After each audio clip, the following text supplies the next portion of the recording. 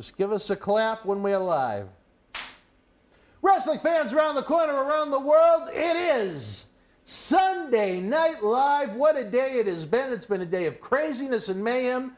Wrestling Inside is Stern but Fair, I believe, is probably going to be seen tomorrow night because of an issue where someone hit the wrong button during the recording process. Tiger and I did have a pretty good show this afternoon. But the point of contention tonight, the big one, SummerSlam 90, we're going to give folks a few minutes to join us to try and make the process easier instead of me standing there saying, okay, everybody, first log into WWE, Peacock Network, then go to WWE, then type SummerSlam. The link to SummerSlam 90 should be in the premiere chat. I don't know if John C. can verify that because I'm trying to log into YouTube as we speak. But that should make it easier for everybody as opposed to me sounding like, Bueller. I am joined, of course, by MWF executive, good old CW, Charlie Wilson. What's going on, everybody? I'm not sure if he's on the gas. I know people have asked. I've had some gas today, but I'm okay now. That's not what they meant. But. Well, I see what you did there. Gas. They're talking about the muscles. The muscles. Speaking of muscles, Warrior, Rude, Hogan. Hootie Girl, welcome. So it looks like what I typed earlier isn't even on. Okay. The link isn't in there? I'm going to have to try and get it from my email and copy and paste because there's no way I'm going to be able to read and type what's on the screen. But the point of contention tonight is SummerSlam 90, Feel the Heat from the Philadelphia Spectrum, Philadelphia, Pennsylvania. It is a hot one. I think it's amusing. If you're already on Peacock, the Tugboat is in the ad. When Tugboat was removed from the show at the TV taping prior to SummerSlam because he had a little Feel the Heat with Vince. Well, this is before natural disasters, correct? Oh, yeah. Yeah, this is before. Yeah. That didn't last very long, that team. Didn't last very long. Few months, 6 months maybe? No. They got together in the spring of 91 and disbanded in late 92. It's about a year and a half. Really? They went to 92? Wow. Yeah, didn't I? I know I copy and pasted this somewhere. Why is it that everything has to be so challenging for Dan Marati when all he wants to do is have things be simple? The universe is speaking. You've got to be... I know I copied and pasted it. Facebook... Well, we'll give the people a few minutes. You know what? I can try and do it on my on the laptop. Fans, if you haven't done so already, log into Peacock. Head on over to what is it? Type in SummerSlam. Right, and go for season 3. What they call season 3, which was the third SummerSlam. I'm going to try and get the link to make it a little easier for everybody. And for some reason, I saved it in an email draft, and I must have deleted. I don't know how I deleted the draft. It's probably John C. I have to put over the efforts of John C. Folks. Wait until you don't have to do the individual shot, John. Please, people don't. There you go. They wanted to see him, not me. I can't believe some of the questions that John C. answered that I've had that he didn't know I even had. I think you got to give him a new nickname, Miracle Man, maybe. Miracle Man John C? Miracle Man John C. And now I can't remember my password to get into this. I think the... what are you getting into, your email? I'm trying to get into Peacock. I think this is the... Oh, wait a minute. Is it this email? I don't remember the email address that I have it under. Maybe How many emails do you have, Mrs. Clinton? Well, because Peacock is tied into Comcast. Okay. I think maybe I had to use the master account that goes with my cable account. Thank God it's logged in on the... Oh, wait a minute. Wait. That is it. Okay. And we've got it on the screen here anyway. It's loaded. At least that's loaded up. It is prepared to go. I watched it for a little while today. You know what I love? Baby Marati sneaks in and creates his own little account with his own little... What do you call it? A GIF? Is that what the little picture is? Yeah, the little picture moving. Yeah, who does he think he is? Clip. Well, I got to tell you this, folks, as aggravated as I was about Wrestling Inside is stern but fair, turning into a disaster. As angry as I was about, well, I don't even want to tell you about our top secret project that we were working on with John C. a little while ago. Should we tell the folks or no? Well, top secret. I mean, that has a lot of suspense and hype built into it. So if you're going to tell them, it's going to be something that's got to be pretty good. You know what? It should be a major announcement then. This is something that's been a long time in the making. Oh, wait, you know what? Here's the link. Okay, so I'm going to give you guys the link in the chat box if you have Peacock. If you don't have Peacock, I don't know what to tell you. What do you think of their service moving to Peacock? Do you think it made sense? Obviously, they had a good deal Financially, there. it made a lot of sense. As far as the execution, I think it left a little bit to be desired. Right. All right, folks, there is the link. I don't know if we're caught up. Let me see. Maybe that's part of the problem. Live. All right, let's start SummerSlam night. So if you could, John C., cut to Charlie Wilson. So my old man pillow is hidden. And we're going to feel the heat. You know, this is actually a show I've been looking forward to. If you ask Dan, he'll be telling you I've been bothering about this for weeks. What? Weeks? Yeah, I've been saying, oh, what show should we watch? I've been like, hey, let's do SummerSlam 90. You did SummerSlam 88, SummerSlam 89, which I know the Captain Lou was a big fan of, both SummerSlams. Because Andre was on them. Because Andre was on them. Andre is apparently, I think, is he Captain's favorite wrestler? I think the Captain has pleasured himself to Andre. Well, I wasn't going to go there, Dan, but I think he definitely enjoys a little Andre. Well, that's or a one lot way of to put it. Andre, as you'd have to say. All right, wrestling fans, if you are with us right now live, we are going to get ready to watch the show. I'm going to click the button that says Watch, S3, E1, and here we go. We're off to the races. Woo! SummerSlam 90. Feel the heat. This was at the Spectrum in Philly. And here's a coked up Vince doing the intro. They need that again. I miss those. They need that. The best intro I think he ever did was Warrior Hogan at 6 with the stars. That was a great introduction. He was very coked up. I used to like when he'd do the Rumble, though, and he'd have to go through 30 names. Oh, that was great. I mean, he must have done a lot of nose action. Well, you know, he works very hard, and I think you have to keep up with the Joneses, no pun intended, to kind of keep up with that. Now, Well, is this a sellout show? As far as I recall, it was sold out in the old Philadelphia Spectrum. Fans, I'm going to ask you this. Early in the show, what do you notice different from any pay-per-view in WWF history up until this point? I pass the baton to you. No prize or anything, but... Is it a big thing or is it a small thing? I think it's a big thing, but I leave it at your discretion. Besides coked up Vince, which has been on other pay-per-views. We always get that. Speaking of coked up, there's Roddy Piper. Listen to the fans hyped up in Philly. The show hasn't even started, but they want the hot rod. Well, Philly was a great wrestling town for years and years and years. Oh, absolutely. And actually, at one point, was the center of the Indies. It was the center of ACW, obviously. Yeah. That was always, you know, NWA ran there, or WWF. That was a great wrestling town. So it should be a great, I think if, you know, nowadays, I'm not sure how it is comparatively, but. Well, here comes my Thursday night partner in crime. I don't know if John C. wants to see him. But you can tell Shawn Michaels is running very gingerly as he was injured here. Yeah. Now, this is probably Marty in his prime. This is actually, Marty has one of his 8x10s that he was selling, had with these outfits on. Yeah, they probably John took the C., photo this was young Marty and young Shawn Michaels.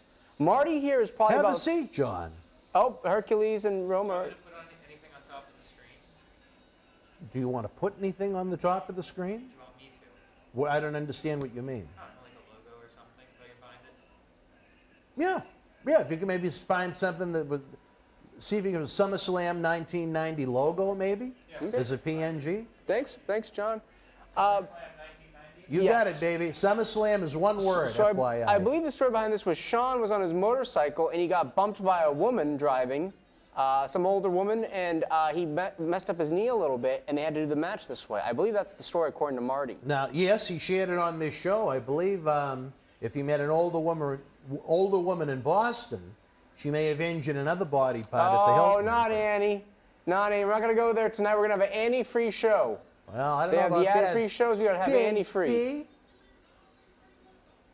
You know. And this really screwed up the house shows. For a while, they had Marty teaming with Shane Douglas against these two. Well, but by the time it came to Boston in September of '90, less than a month later, they just did a singles match between Marty and Paul Romer. And that certainly was a kind of a lackluster night, so what to do you speak. think about the Power and Glory tag team, individually or as together? What do you think about these two? I think it's too bad they didn't have a longer run. They could have been tag champs. I think they were pretty good, especially in that era. They both looked great. I mean, particularly Roma. Roma always looked phenomenal, just phenomenal. But it wasn't to be. You know, I believe our friend Sacco is good friends with Roma. Well, I know they know each other, but...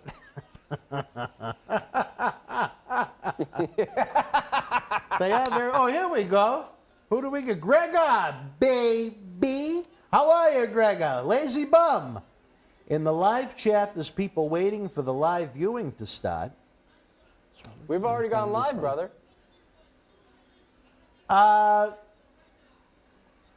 Lazy bum. This isn't the link that we had earlier? Oh, shit. Let me know if that's accurate, because I got to change a lot of things. Could you, Lazy Bum, could you put this link in whatever it is you're talking about? Oh, look at that. John C. has put the SummerSlam logo over me. Lazy Bum, in that post, can you copy and paste this link so folks know to come here? Because I'm kind of lost. We were testing out something in the other room, and as usual, it led to mayhem. There's another post you have up. If you could copy and paste that, Lazy, now I feel bad. As usual, things go wrong, believe it or not. Yeah, it happens. Welcome. What link did you put in there? I created a link earlier, and maybe when John C. was tinkering, he created a new one and just hit go live. That's probably the case. It's probably, John C. is at least admitting guilt. But now I got to change the Twitter information. Shit. Well, thank you, Lazy Bum, for letting me know. I was wondering why the room was so small. This was put in, I couldn't tell you how many different wrestling Facebook groups. So I got a lot of work to do now. CW, I'm going to need you to take over, brother, the play-by-play, while I try and do the Virgil work. John sees you're not watching Marty. You're kind of. Well, let me. Do you want to watch Marty? Well, I want to say. Let's have a seat. Yeah, John, take a seat. Right now, Marty's getting worked over by a couple of guys. He's looking for number 3. Looking for number 3. You know, Marty. This was probably Marty's prime, I would say. Marty was a young guy here, but Marty.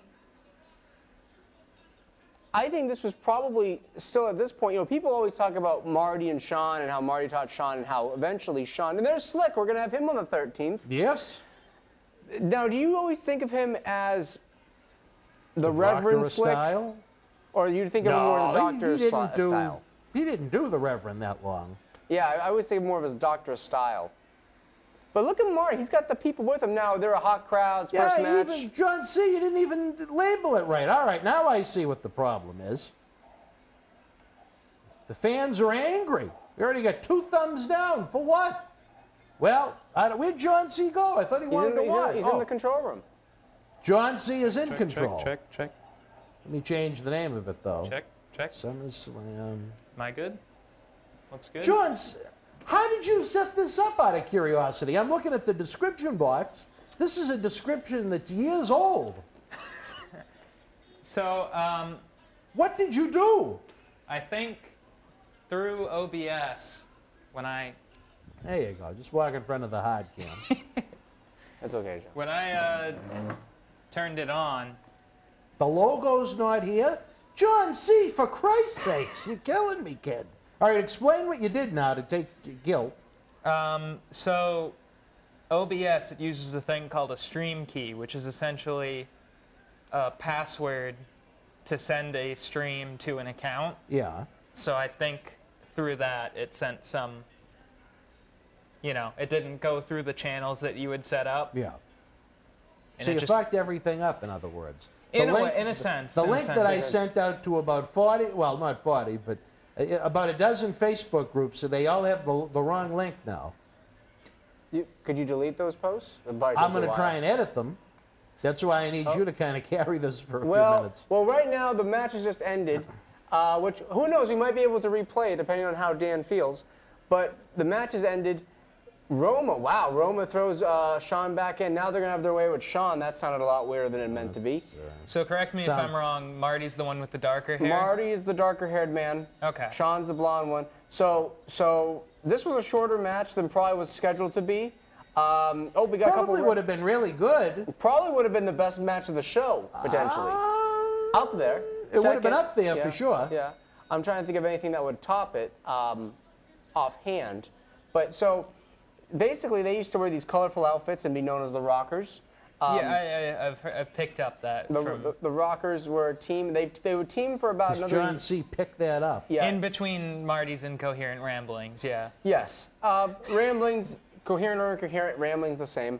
And They're entertaining either way. they are entertaining, unless he's trying to pinch you in between the ramblings. He's never done that to me. Oh, he's done it to me. It was not fun. Great sell job by Sean. I remember back, because it was a Monday night, it was in the summertime, we were able to have at the old Marati residence a pay-per-view viewing parties, which was always fun to have my friends over in groups and clusters. And I remember even Just then, a little street gang of kids watching SummerSlam 90? yeah, we were probably 6 or 7 of us, and we enjoyed SummerSlam. Oh, here's Mr. Perfect in his neon green nipple-showing singlet. Looking like $1 million. Looked incredible. Don't think he's wearing a jockstrap. No, I don't think he is. Well, maybe, I don't know. He's got some sort of package showing. Maybe there's something there. Maybe. Number 3. What is up with Heenan's jacket, though? It looks like something my 90-year-old aunt would have worn. Number 3. No, not number 3 in this case, Dan. No, really. Mr. Perfect would not make the cut. Yeah, I think so. Oh, he I think would? so. Yeah, I probably would say so. All right. But I would say this: if you look at Not Mr. Bobby, though. Not Bobby. Though Bobby has a tremendous sense of humor, which goes a long way, as you know. But look at his I jacket. don't know about in that capacity. Look but at his jacket. What is that on his? It's a nice chest? brooch. I have no. Yeah. It almost looks like one of those Indian dream catchers. I want to call him It's a Madam. brooch. It's a what? It's a brooch. I want to go up to him and say, "Nice brooch, Madam." Like the old ladies wear. Yeah. Well, And he's got his- unfortunately, Bobby's no longer with us. Bobby also had great necklaces and chains. He would wear those chains with the little things on there. I thought they looked great. He looks like if you crossed Pat with Randy Quaid. You know what? I could see that. I hope he's not watching right now. Sorry. I could see that. But Well, I mean, that's not an insult. no. No, everybody wants Dan, to quick be. question. Once we get the right link out there, do you want to restart the show? Or No, because for the people that are already watching, it would just create mayhem for them. I Now, gotcha. see, the problem with this is, this was the laptop we used in Las Vegas. But no one knows what happened in Las Vegas. Well, no, but the time is still in the wrong time zone. You changed the time zones? I know. It did it itself, as far as I know. I wonder why it did that. It's been back here for a week. A week. At 2 least. weeks. Or 2 weeks, Over. I don't know. Time goes by when you're having so much fun. Well, we did have a lot of fun there. I had a lot of fun that weekend too. I'm glad. What did you do? Anything fun? I went to Maine. Oh, very cool. I've gone to Maine quite a bit. It's a nice time. But you know what's even a nicer time? Watching Mr. Perfect wrestle the modern day warrior, Kerry Von Erich, or they just called him the Texas Tornado in the WWF. They didn't even call him. I think when they first introduced him, they noted that he was Kerry Von Erich, but that was Right. short-lived. Because Now- they wanted to own it. I Now, get it. John, interesting fact, the man he's about to wrestle lost a foot. So he's only wrestling with 1 foot. But you wouldn't think it. And I love how they had the same color gear. Yeah, you'd think that they would have collaborated a little bit. I think so. I think what ended up happening is Kerry changes his trunks before he goes out there. They were asking if Quincy is going to make a run-in. I hope not. Grega, I am thrilled. We were actually watching the Red Sox game on the computer in the Oh, other room great. when I was putting all the Facebook posts up that now have the wrong link. Just to say, I'm sure the audience loved it, but Dan, I'm sorry about Quincy last week. What happened? You seemed a little perturbed when he kept running out here. I think Quincy's great in moderation. I think he was. Yeah. He was But a little too much Quincy. He was asking me about the ratings, you know. The ratings. Yeah. Wait, what do you think this was, Raw and Nitro? I mean, Quincy. Raw is Quincy. Quincy is excited about our Back to the 90s WrestleFest as Is we he gonna- celebrate 20 years of this fine organization. Now I believe he's going to make an appearance there, correct? Quincy will be live at Memorial Hall on November 13th. To all 6 of you fans rabid enough to meet Quincy, he'll be there. Live Oh, yes, and and out of control. I will also be there. Good. John C. will be there manning. Good. I don't know exactly what your role will be that night, John, but whether it be technical or. A gopher. You could maybe we could. Well, I know someone that may not be there, but we Well- won't discuss that right Well, now. I'm telling you, it's going to November 13th is going to be one for the ages. let's folks. just say we're gonna have a friend maybe outside, like Oswald, the book depository with the binoculars. Great robe by Kerry Von Erich, by the way. Fantastic robe. I like robe the was tassels better he would than wear. him. Well, the robe he looked pretty good, but the tassels around the boots was a good touch. I liked it. Guys don't do that anymore. The tassels around the boots. Shane Douglas did that for many years, but Why won't this fuck? Sorry, Dan, it's Oh, all John my fault. C. Well, you know what? At least you admit guilt, so I can't yell at you as much as I would otherwise. I think it's just as much as a positive as it is a negative, though. Why do you think anything about this is a positive? OBS is a great tool. Well, I think it'll be great for the future, so I'll give you that. Live graphics, you know. Sorry, loose cannon. I tried to catch it. They said F-bomb. oh, where's it? Okay, that's someone's taking his jacket. Finally. It's got the right. Why Well, won't for the it? fans watching, while Dan has a mental breakdown, the 8th of the day, I'm pretty sure, we're going to go over this match. This was a very, you see, was it the 7th or 8th? Which one was it? 9th. 9th, okay. Ooh. So, yeah, so Kerry doesn't have a foot, but he's walking around. He has one. He has 1 foot. Okay. He has 1 foot, but he's able to move around pretty well. And what's unique about this is that it's his only Foot. not his only, but it's one of the very probably, I would say, maybe the biggest career highlight of his life, would you say? No, I'd NWA say title? the Flair, Yeah, that beating was- Flair was bigger than this. I would, Just because it was in a stadium, it was a tribute to his brother that I had know. passed. But did more people see that or this? Oh, live? obviously, more Live. people have seen Yeah. this. I mean, live at the time in the building, I think they had more people in Texas for that match, but around the world, more people probably saw this. Did you ever sing Heaven Needed a Champion, John C.? No. No. Well, maybe you should. Is it a good song? It's been so long since I heard it.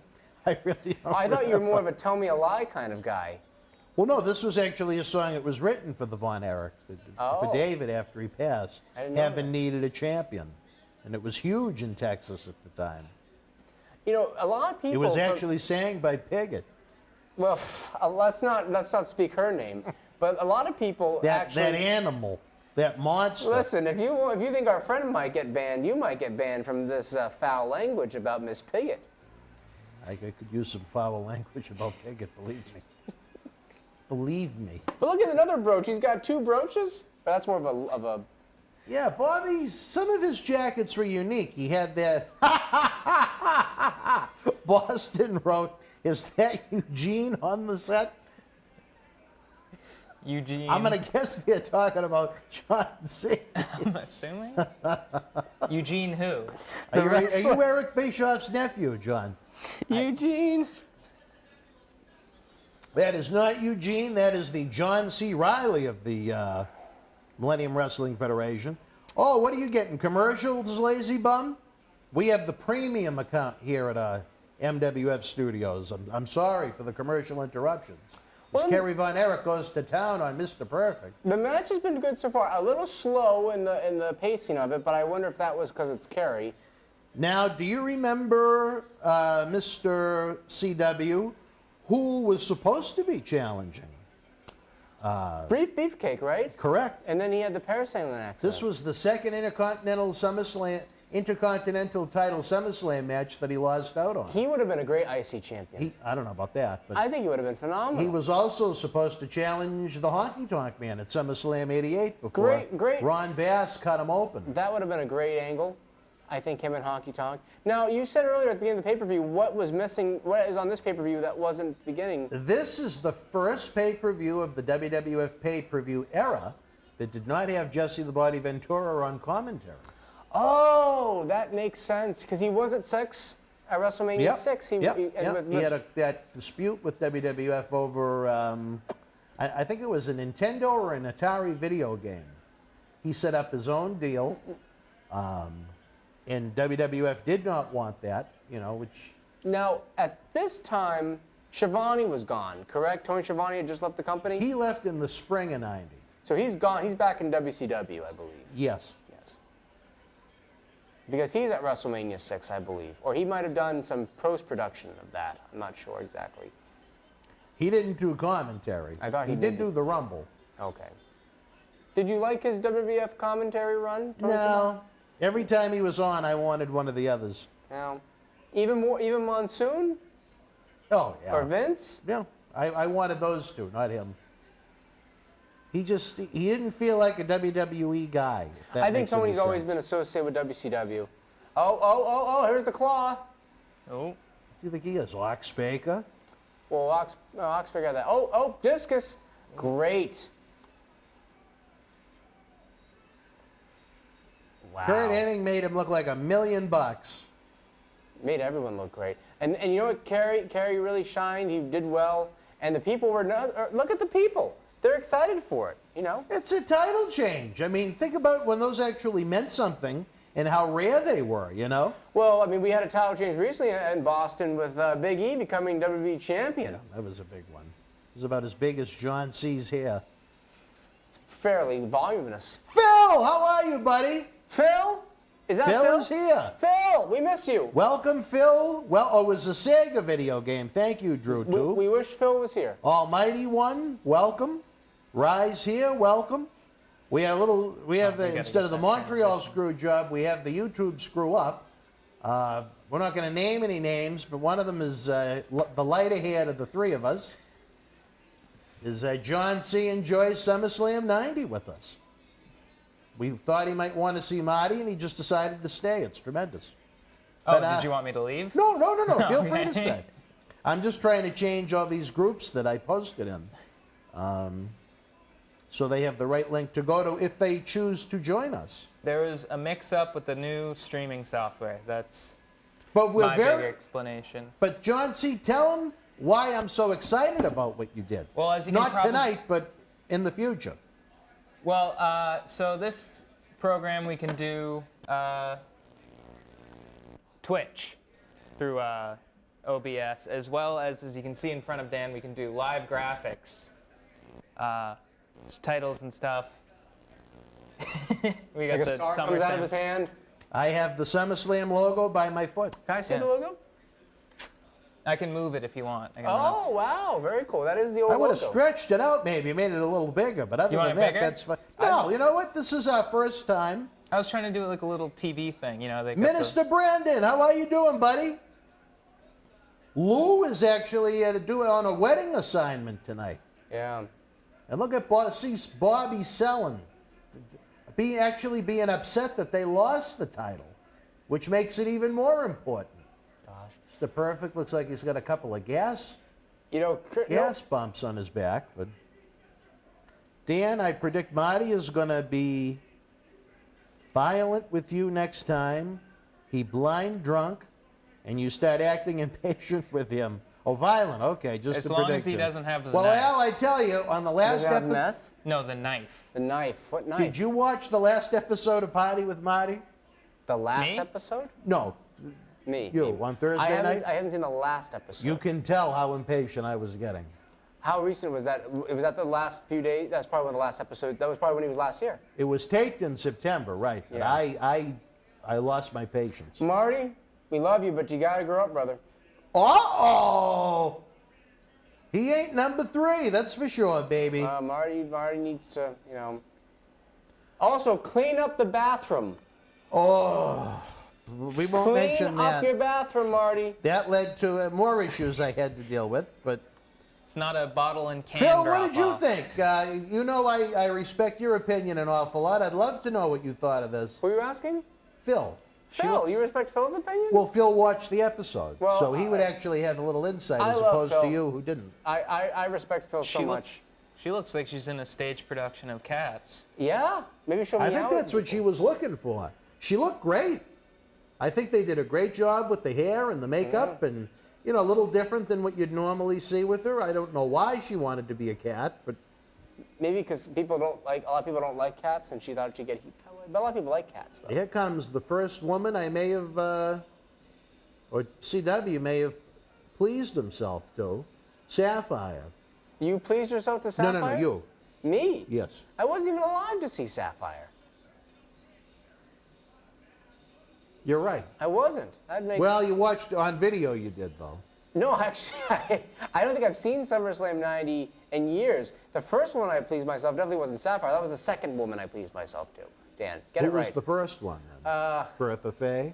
No. A Spider Lady, whoever that was. Marty didn't have his fastball on the last episode. That's one way to put it, Phil. I did like and he that- didn't have his curveball, and he didn't have his Dan, slider. I have to tell you, I liked the graphic though of Marty where his glasses are a little off and he's got his hat on. I knew it from that picture. I said, oh, it must have been a good one. It was something.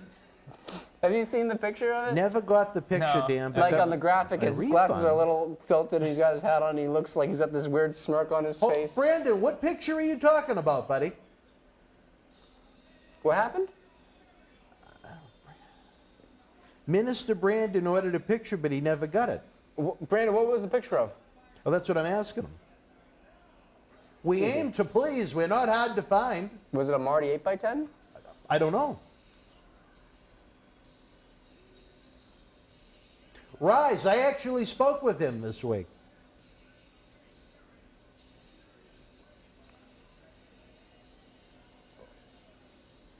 Al says all he wants to do is accuse everyone of gay shit. Sergeant Slaughter, come on. Piper would have been well, I understand what you're saying, Al, and I think if you watched it, you could tell I was getting a little impatient, to be kind. Almighty One, yeah, you're right. The last 2 New Jack interviews, they're available on Patreon now at patreon.com/Boston Wrestling. Damn it, who is this guy? That is Rene Goulet. Oh, that's Rene Goulet. I knew it was And, him. I couldn't picture it. I couldn't In the put my finger on it. Carolinas, he wrestled as, someone's going to correct me, but he That was a sergeant. hairpiece. Maybe Sergeant Sergeant Goulet? might have or- been. Sergeant, that is some hair. John Mababa, how are you, brother? Brandon, I'm still waiting for your message, though. Yeah, Lazy Bum said the same thing.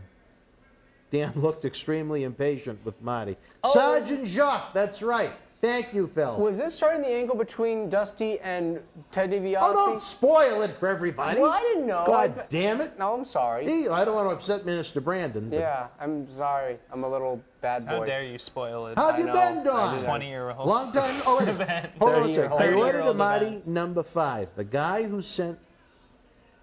I sent the money never replied, so after a month I asked for a refund. So whoever took care of the money part failed. You know me, I'm strict. Brandon, I'm sorry. Love her energy. She's got that. Do you remember if was it personalized to She you? kind of looks more like a dog. If I can anything, take a than look cat, around the maybe. studio. No, dogs don't have like the... I don't know. It's just something kind of. Screaming Baboon. Well, you know Pomps what? and Circumstance? We Yeah, put this was out- Randy Savage's theme song. We put out the link Pomp to and this, but Circumstance? Yeah, he used John Pomp and C. Circumstance. He wasn't accidentally graduating high deleted school, it. but he used to come to the ring. But Brandon, I'm sorry about that. Just again, let me know. Was it personalized or because I can take a poke around the studio because sometimes it's been a crazy place the past year and a half since Corona. We don't have the help we What a used to. stud athlete, A huh, John C? personalized number 5 Yeah, from it's Marty. it's He quite the signed it mullet. Potty. He Yeah, signed they it had Potty these weird Hardy mullets with where, Marty. like, I can respect a full-on mullet, but these guys had like short hair, but they're like, I don't want to cut this. It's like Hold on one sec, guys. Brandon, I know you said it was number 5, personalized hottie with Marty. Was this from the September signings or when he was here in June? Continue. I think this was, I remember that name vaguely in September. Who? The name Brandon. I remember it vaguely.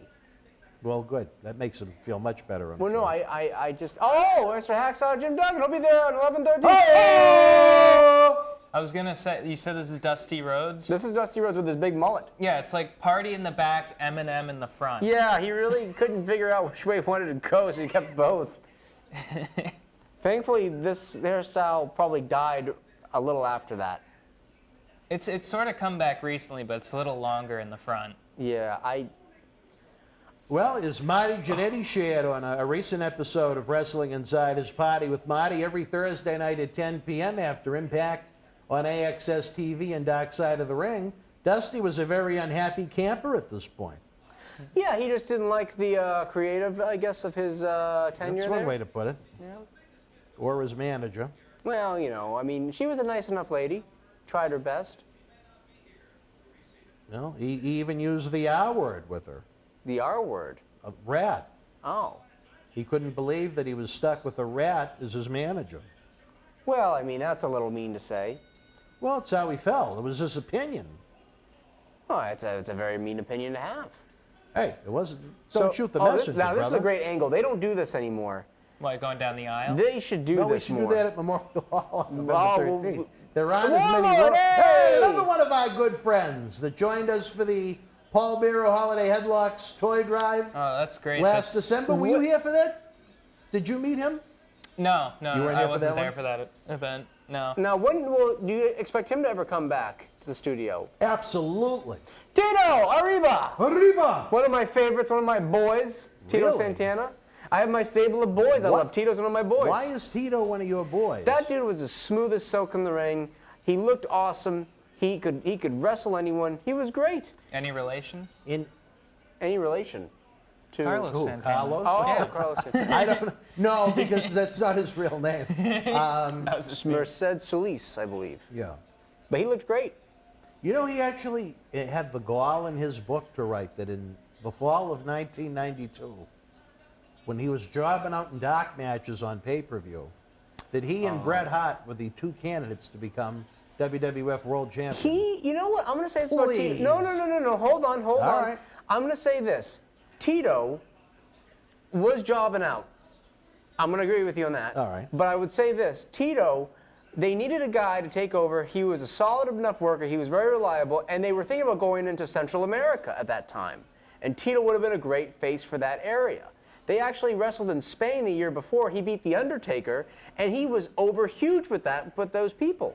So I think that he would have been, not as the male Matador, but as Tito Santana like this guy, if he needed someone in 92, he could have been. In 92, you think he could have fit the role? You think Bret Hart would have, now here's what they did with Bret. They pushed Bret the right way. They put him to the Intercontinental ranks. Tito was just jobbing out. If they had built up Tito, yeah, I think he could have been right there. The last meaningful thing Tito did. 1989? No, Strike probably Force? when Strikeforce lost the titles. Is that 88? 89. Oh, 89? No, 88, I'm sorry. 88. Well, So you think 4 years after 4 years of jobbing to everybody, that was a guy that they could have put the they could belt have on? built him up over 6-7 months. They could have done it. Fans, I ask you, would you have believed Tito Santana as WWF World Champion in 1992? I need to know your answer to this. I'm not saying I would take him over Bret Hart. I'm just saying he could have been an option. I'll be honest with you, the best option wasn't even in that company at that time. That was a man called Sting. Sting would have been there Well, in 92. I'm talking about yeah. with the roster that they did have the in roster 92. they had, yeah. In Raw Wrestling, I think you might even admit Sting would have been a better option than Bret or Tito. The way he looked and the way he was. In WWF? Take 92 If they were Sting, able to get him? Take 91, 92 Oh, Sting, yeah, drop him yeah. in there. You know, I think even Sid Vicious could have done it, but Sid had his own deal, whatever. The problem was you That's the guy from the Sex Pistols, right? Well, that's where he got the name from. Okay. But Sid Udy was known as Psycho Sid or Sid Vicious. He was a big, tall guy, really muscular. See, all I was these going to are say all the other messed Sid up. Vicious, I think, was in jail for murder at the time. The real Sid Vicious? Yeah, I think so, wasn't He was being convicted, but he killed. I think he died in a hotel room. he? Okay. But he was like in like the late 70s or something like that. So it's so if it's 4:50, so it's right now it's 7:45. Am I right? Correct, sir. Says it right there. Yes. Oh, okay. Well, this computer says 4:45, and it's driving me nuts. It wants to be back I in don't Las know Vegas. if Lou or Fan did something to this. You can change it. Wasn't How his do name you- Alex? Go down to the where the 7, time yeah. is on the taskbar at the Okay. bottom, and then right-click it. And it called up the calendar. Did you right-click it? Oh, right-click it? Yeah. Let me try that. The click you don't usually use, and then there should be like time settings or something. Toolbars. Adjust date and time. Yeah, that should be it. All right. Yeah, see, it's still on Pacific. Okay, so I just need to change it to what? Yeah, Eastern. Eastern Standard. And it's only giving me that time. What the? Look at that mullet. Or is that Does it Jerry say like curl? New York? Yeah. Maybe I got to scroll down a little. Guatemala? I don't need that one. Here we go, Eastern time. All right. So, all right, so, Could you we got, imagine- so the time is right, but what about all my tweets? What? No, all my tweets Oh, that because I you sent. schedule them for a time. They're all, yeah. Oh, okay. I don't know about that. Oh, good. Okay, they adjusted themselves. Okay, good. Okay. All right, so now I have to go back to trying to fix everything on Facebook. Good enough. I'll take that, as long as it's working. I'm still looking for you to carry it for me, COCW. Chico and Well, this the match. Warlord Well, I didn't want to didn't interrupt have a you. lot 'cause- of steam behind it. Well, listen. I think at this point it was just kind of a throwaway match. They never really did enough with the Warlord. I think they could have done it more. They could have fed him to Hogan, and they never did. I don't know why they didn't. They could have what? They could have fed him to Oh, Hogan. fed him to Hogan. Because they were going to feed everyone. Oh, look, great form, great flying burrito, as Jesse the Body would call it. But they could have done more with Warlord. They could have done more with Tito. Tito was one of the most. Oh, Tito, I think, was one of the best workers they had when he left. You could say what you want about his personality, but he was a great wrestler.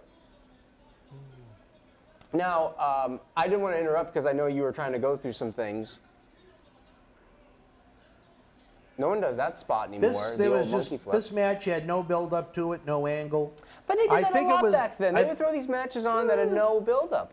I think where you had a babyface world champion and Warrior, I think that would have been my plan, would have been to have trying to groom him for whoever the champion may have been, whether it be a Saturday night's main event even. Or, That would have been good. Warrior, unfortunately, got Rude again, which worked out great for him. And then he got as the Hogan business retreads. died. Yeah. Right after this event, they killed the C Team house shows because business was so bad. But wait, wasn't business still pretty good up until 92? Even 91, it was 90. Well, relatively. It died. Gradually. It died until from WrestleMania 6 until right around Rumble 91. Pretty much when Hogan came back full time. 91 was a really, really good year.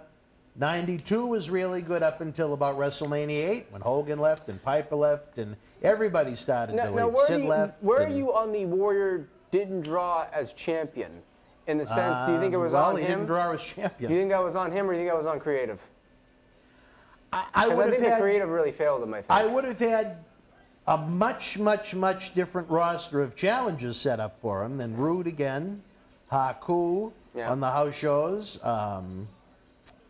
I think people had seen the Hogan run so long, and Hogan had maybe some of the greatest heels to work with. Though I think the Backlund, a man we'll have on the 11-13, he probably had the greatest heel factory to work That's with. Saturday night, November the 13th. Yep. Memorial Hall, Melrose, Massachusetts. Don't miss it, folks. I'm going to put up the link to get your tickets now as we enjoy SummerSlam 90. Sean Mooney with a nice mullet. What do you think about this mullet? Or is this not a mullet? Oh, I think John no, C. I don't think has it's a mullet. the... This is not a mullet. And it's good friends of the show. I know these Demolition. guys, yeah. I was Very hoping good friends of the show. Two gentlemen that are going to be with us when we go back to the 80s, Saturday night, April the 16th. Very good friends That's when a you long can time- remember that's which one's which, right there. What? Oh, You always- He remembers. 6 months from now, and almost to the date. Well, we don't waste time here in our Boston. No. Wrestling. I'm just letting everyone know it's almost 6 months to the date. So who's the third one? That would have been Crush. Crush is no longer with us, No longer with us. but he's with us in spirit. Now, were they heels at this point, Demolition? They were. It was a very rare, even though they didn't do triple threat matches back then, it was a kind of a three-way angle that was set up on Saturday night's main event. You know what with Demolition, The Rock is in the Hot Foundation. You know what their paint reminds me of is the soldiers from The Wizard of Oz, a little bit, in the face. Remember the soldiers in The Wizard of Oz? Yeah, but weren't they just green? Well, they had like I don't know, just something about them. No, they weren't green. They had like silver in their face, I think. John C., have you met either? Axe and Smash, yeah. You met both? Yeah, I think one time when they were both here. What happened then? Oh, yeah. Oh, yeah. And who was here? One of the other interns from your posse, Nick. Nick was here? Was he? If you were here the day they were both here together, are you talking about from a couple of years ago or this year? I think it was 2019, yeah. Then Nick was here too, yeah. And we had the food from Red Rose. I don't remember. Good friends at Red Rose, Main Street, Melrose, Massachusetts. Check the dear friends out at redrosema.com. Their delicious Chinese food. Their commercials air in many of our videos. Maybe John C. can figure out how to start to incorporate those in our live streams. I heard Quincy really helped himself to the rice. Quincy was still enjoying the rice on Thursday, believe it or not.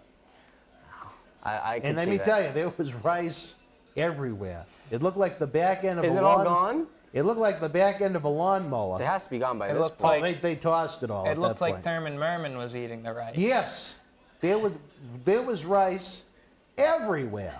Right. Everywhere. We got a Hart Foundation promo. Bret Hart, you know, he wasn't that bad of a promo when he had a little bit of something to talk about. But No. he wasn't a great talker, but he was good enough to when. I wouldn't call him bad. Yeah, I don't think he was ever a great. He was realistic. He kind of sounded like a guy that you'd know. Yeah. And Hanville with the cool ass hat.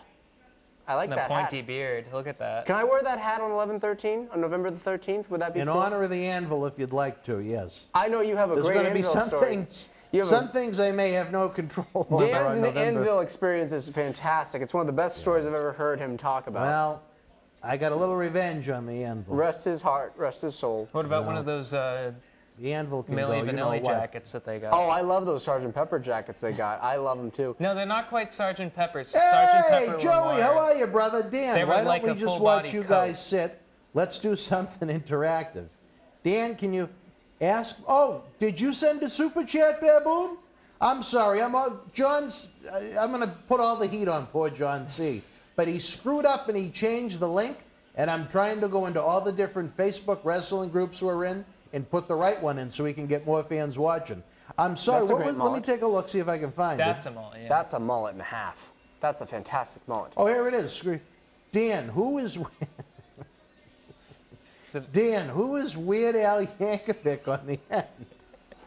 That is the John C. Riley of Boston Wrestling MWF.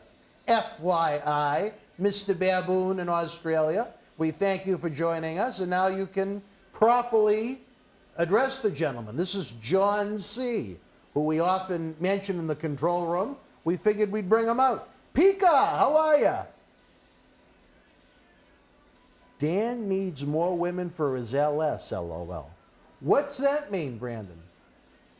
Did My Brandon ever get back LS. to you about the picture? He did. He said it was all, if as far as June or September, I must have missed it. Dan, why don't you just, well, Joey, I don't think people want to just watch us sit here. We have to have some great wrestling on in the background. We're getting ready to go back to the 90s Saturday night, November the 13th, here in Melrose, Mass, as part of our 20th anniversary. Tickets on sale now at bostonwrestling.com. And we got SummerSlam 90 on, so it fits the theme. Some announcements will be made about that show, I believe, in the coming couple weeks, correct? Some big announcements coming. Yes, yes. In addition to all of the great legends that have been announced, some of the superstars that will be competing in the ring. That's the crazy thing. People are so hyped for the actual legends coming in, but then you've got the live wrestling that we haven't talked about too much added to it. It's literally like a cherry on the top of the cake. Well, I'm going to tell you this. Do I want to add now? You and your Because you know what? secrets. I hate to give away a hint that something I think is going to happen, and then it doesn't happen. But That's I'm true. pretty sure, probably 95% sure, there's going to be a cool, really, really cool addition that I'm extremely happy about. Oh gosh. Man, this guy's got This some gentleman moves. told me Bret tomorrow. Hart? Yeah, he's So- jumping around. Bret Hart was fantastic. I think he's probably one of the greatest wrestlers ever lived. A lot of people will say that. Some might disagree, but he was just great in the ring. Though my overall GOAT is coming up in this show in a little bit, and but Bret was great, excellent wrestler, and I think I do think he was a better choice for WWF champion than Tito Santana. Much.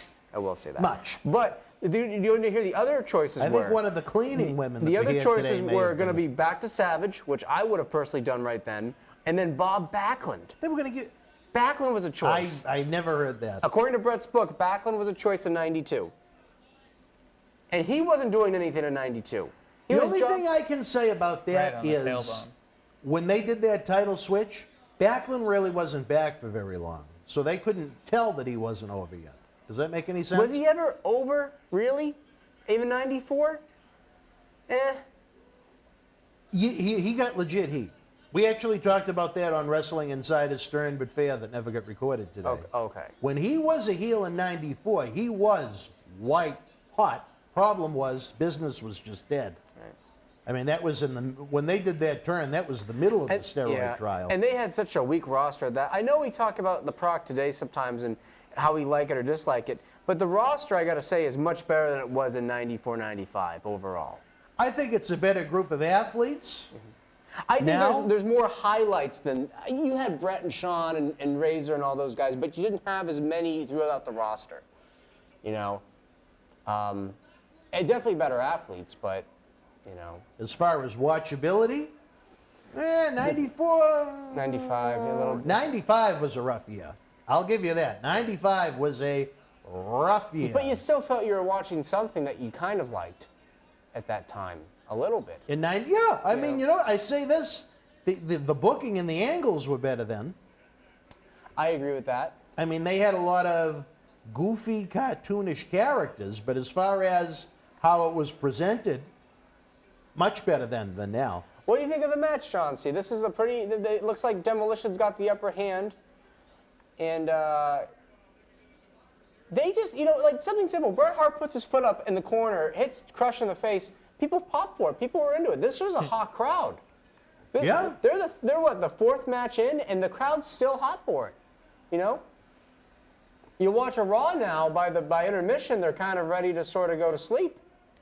Or when someone comes out with the Money in the Bank briefcase, they're like, "Oh, is this nap time now?" I'm glad I was in Las Vegas. No, I couldn't make it, unfortunately, but I Well, was hopefully glad. next year you'll be part of the Cauliflower Alley Club. Oh no, I meant the Raw. Well. The Raw. When's the last Raw you went to, Dan? Was it earlier this year? They only run Boston, what, twice a year now? Usually.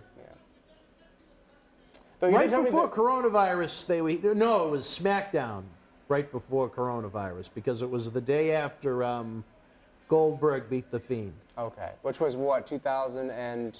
20, obviously. Oh, 20, right. February of 2020. With COVID and wrestling, there's before COVID and after COVID, and everything in COVID I can't remember. You know, wrestling-wise, but... And I actually thought that was a very good promo to open that show. Not that it has anything to do with our retro review here of SummerSlam 90. Speaking of The Fiend, do you see Bray Wyatt coming back to a wrestling company anytime soon? I've heard it talks, Impact has been related to him. And I think, including WWE, I think every wrestling company on the planet should want that man on their roster. AEW as well? I think ACW's crazy.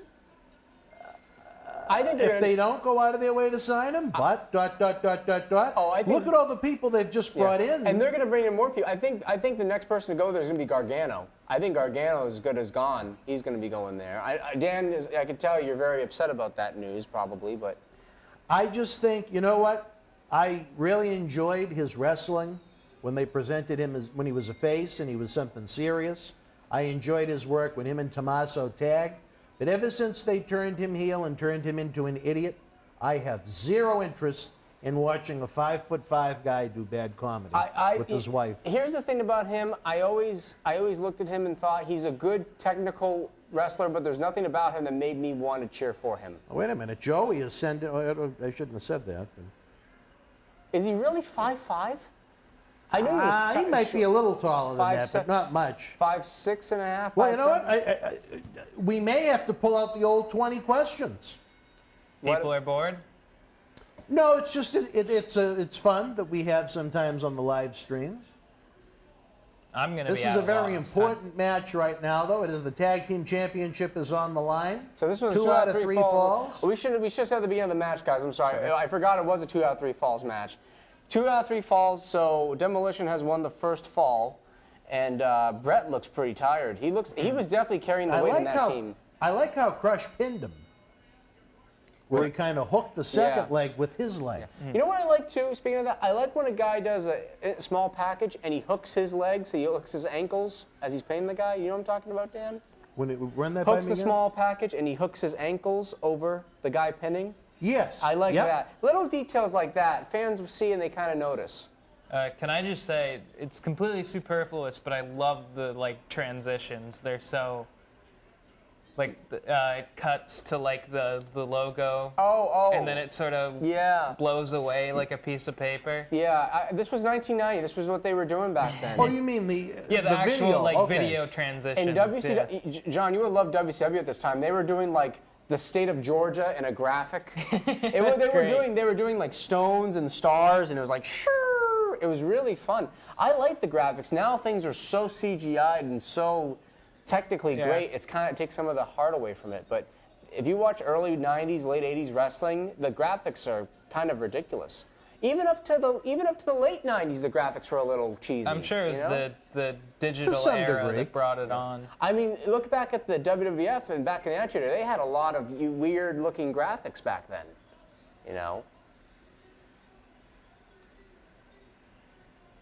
Yeah, as Dan thinks and ponders and thinks and ponders. Well, I know there was a super chat question I'm trying to get back to. I'm sorry, guys, I'm so behind.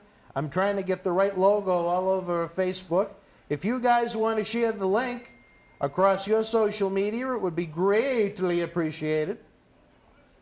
John C. has got some really cool things planned for our live streams going forward that I'm pumped about. He answered a question that he didn't even know I wanted to ask. I was very impressed with him because of that. You having trouble computing requests? Take the fuck.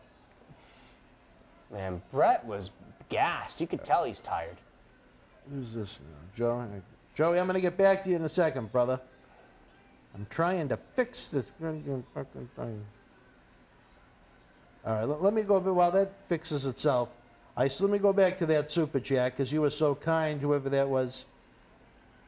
Screaming Baboon, Ron Simmons worse than Michael Jackson? Let me tell you, Ron Simmons is on the old Dan Marati shit list right now. Oh, not Mr. Simmons. You were telling me a little bit about what happened to Mr. Ron Simmons. What's that now? You were telling me a little bit about what happened to Mr. Ron Simmons. Well, there really wasn't all that much to tell, but... Well, it was just, I think you were a little upset with how it all transpired. Oh, more than a little, but you know what? At least we have a high-quality man that held the WWE World Championship in 3 different decades, Mr. Bob Backlund. It's going to be with us live. Maybe Ron can make it up and come back one day. Big, he's waiting on the... Those may be in the... Tomorrow's not Columbus Day, right? No, a week from tomorrow. Those, you know what, I'm going to shoot me an email. I'm going to put it right here. Boston. BostonWrestling.com. Baboon, you said C told you. What's that? Oh, Ron is no good? Well, you know what? I'll say this. I liked Ron Simmons an awful lot up until the incident in question. Unfortunately, he was buried to our friends in Stamford, Connecticut, who, for all of you that knock them for certain things they do and the way they do it, were a monster help to me. I was very grateful to WWE for their help in with the incident at hand. Almighty, when Ron was slated to be with us on Saturday night, November the 13th, and I don't know the whole story. I'm guessing a higher paying booking came along and he bailed. After he, and the funny, here's what pissed me off about it even more. He claimed that, oh no, I said on the phone that I was going to check my schedule, which was a bunch of bullshit because we never spoke on the phone. If you go back and look at the texts, you know, we agreed on the money. We agreed on the context of the appearance. Oh, what's he getting? He gave me his full name. Kerry is his middle name. He gave me his date of birth for the plane ticket. So They were 3. you know what? teams. There was no miscommunication. Ron was just looking for an excuse, and then he kept saying, well, call me, call me, call me. I didn't want to call him. For one, I'm busy here at the studio, some nights more than 12 hours a day. Number two, I would prefer to have had my communication with him in writing after he already lied once. So there you go. So damn that. And it's a damn shame, because was, in my opinion, a really good guy. I liked Ron. Another one that I helped set up bookings for that I never took a percentage for, but you know what? Live and learn, I guess. Well, we got to go back to the match here. SummerSlam 90. We're going in the third and final fall. There was a disqualification there for Demolition. Now, we saw maybe Demolition Axe. Demolition X snuck under the ring. Snuck under the ring. Like a thief in the night. Sneaky little axe. Thought he was Jim Neidhart. Sneaky. Now is he gonna burst through like Alien? Or? No. I think this will play out in a little bit more of a sleuthy way.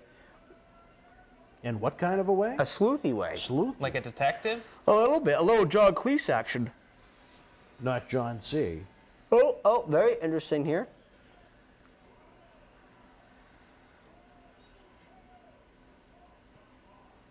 Now, could you see Piggott in Jim Neidhart's hat? You know, I haven't actually met Miss Piggott. Oh, really? You don't know Piggott? I've met her. Dan, this is not a thing with Dan, with this woman. I had met her before I met Dan. Wait a minute. Wait, let him finish. She No, it's just is one of the rudest people you will ever meet. Thank you. John. Period. All right, back to the action. Wait a minute. How did the referee not know that wasn't? Because if it was louder and we were listening to the commentary, they actually tried to push that Axe and Smash looked alike, like twins. But they didn't. Axe is about 15 years older. 2 feet. Smash's hair is about 5 inches longer. See, this is the kind of thing that brings me out of the match. One's got Yes, you're brings me 100%. out. I am. one's zoned got like out now. 6 inches on the other, right? Yeah. Yeah. Longer hair. When I was telling you, I had all my friends over, and we were watching it, and we're like, what? They don't look alike. What? You know. Yeah. Even as kids, we knew they were feeding us a line of bullshit. I did not agree with the creative in this one.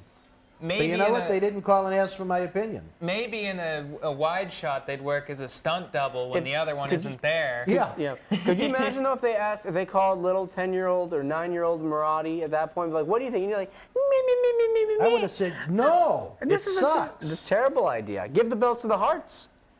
Give it to Piggott. Now, is she a woman of maybe short-temperedness? Yes. Oh, absolutely. She's from Charlestown. Town of Charles. Oh, nice backbreaker by Crush. You don't know, remember Commissioner Von Johnson, do you? No, I did not. Commissioner Von Johnson said she's a street broad from Charlestown that wants to be Melrose. A street Baby. broad from Charles. What was he, an old-time inspector from the 30s? The commissioner was a wild one. You would have loved, other than the fact that he was a thief, you would have loved No, we actually had to set up a sting at Memorial Hall. Why was he a thief? Just stealing money? First, we noticed the money issue at one point. Then, when we eliminated him from being able to be near the cash, he Oh, so this is at the events? He was palming the proceeds? he started. We caught him. Hey, LOD. We caught him sneaking people into the building, paying him cash. Friends of his. Okay. And he was keeping the money. So we had, unfortunately, had to remove Commissioner Von Johnson from his post as commissioner and being able to access money. Which is a shame because he was with us from day one. And I will appreciate that part of him forever. As far as the theft goes, not so much. Wow. Joey, we're going to play. I got to get caught up on the social media. Now, Demolition, they were to disband a little after this, correct? Well, Axe left after Survivor Series. But by 91, they were done. By mid-91, they were done, yeah. Because I think... And it just shows how smart that Axe is. Axe saw the writing on the wall and warned the two of them, let's go to Japan, let's do something. But... Well, I think, too, Axe's wrestling days were kind of numbered at that point. I believe Axe helped train Disco Inferno. He trained a couple of guys. He did? I think Disco Inferno was one of them. Never knew that. But the great Disco I know he Inferno... went on to run Global for a while, and that was on ESPN. That was, what, 92, 91? John C. doesn't want to talk about Global. All right. Oh, all right. I thought it had something to do with Global. No, well... Now, Honky Tonk Man, and I believe Greg Valentine said the Rhythm and Blues run got cut because of LOD coming into the promotion. Do you believe anything about that? Because I think they already might have been broken They were up. heels. Well, they claim they were going to get the titles, but LOD came in and they were going to get the titles instead. I think that might be some wishful thinking. Based on what they were drawing at the time, I mean, they had a house show at the Garden in October of '90. If not 2,500 people, maybe. Oh, God. You could talk to people on the balcony from the floor. Who was main event on that show? Those two, Tugboat and Earthquake, and Dusty and DiBiase. Oh, my God. 2,500 people. That should have gotten at This least... was at the point where Vince released about 15 guys. Yeah. Some of them got called back, or they didn't wind up. He gave notice to them, is the best way to put it. Yeah. And a lot of them didn't wind up getting canned, like Honky, for example, was one of them. But they decided to keep him as a commentator and wrestle a bit. They did an angle at Madison Square Garden. Oh, number one. That's, you can certainly laugh at that one. As you were saying, sorry. I lost. Oh, they did an angle where Rhythm and Blues split up at MSG, and they were going to work I think the January of '91 house show at MSG, and Honky quit, I think the day after Christmas in 1990. Well, I know he was a commentator for a short time, and he didn't like working with Piper because Piper was a madman who never stopped talking, which is true. If you're going to be on commentary with Piper, you couldn't get a word in edgewise with him. But this was a great caveat. This was a great coup for the WWF to get LOD at that time. You know, arguably the greatest tag team. You know, the thing is, I look at Legion and Doom, and this is no insult to them, but I look at them as tag team Goldbergs. I mean, they had one style, they did one thing. No, it's true. And but they had drew. a hard time not doing that. Let me ask you, for you, do you put them above the Steiners? Oh, yeah. Okay. Because usually I hear a lot of times, for tag teams, the top two teams I usually hear are Steiners and Warriors. Really? I hear Steiners a lot. Steiners are up there. Steiners were really good. Steiners are excellent. And speaking of Steiners, Braun Breaker, saw him last week, a little bit of NXT. I think he was phenomenal. He's phenomenal. He's going to be, if Vince doesn't screw him up, he's going to be their top star in 4 or 5 years. He's got a lot of potential, I think. A lot of potential. He looks great. He sounds intimidating. I saw him and I said, if I walked across him on the street, I would run away screaming because he looks like he could kill me. He looks like he would yell at me and I would run away screaming and peeing my pants. Like John C's doing in the bathroom right now? Maybe, you know. And I would say, listen, you could be number 3. You don't have to go that way. But John C? No, Braun Breaker. Oh, he could be number 3. Yeah. Really? All right. Yeah. But he sounds like his uncle, and his uncle was money, his dad was money, he's money. So. But I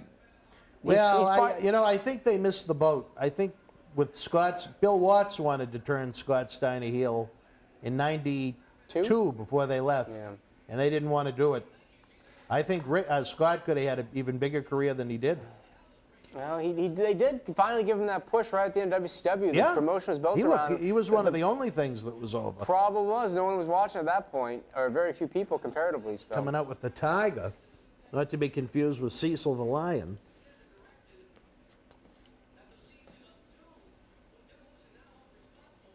Now, were you a fan of this card when you watched it live, or even later years? No. Okay. To be honest, because I felt like we just seen Warrior and Rude. They did Warrior and Rude on the house show Loop, even though it wasn't a cage match. I hated the. It was a bad. 90 was a bad year for the company. What was your favorite SummerSlam that you've seen for you? What's a SummerSlam that you like? Give me a few SummerSlams if you can. I think 91 and 92 are fantastic.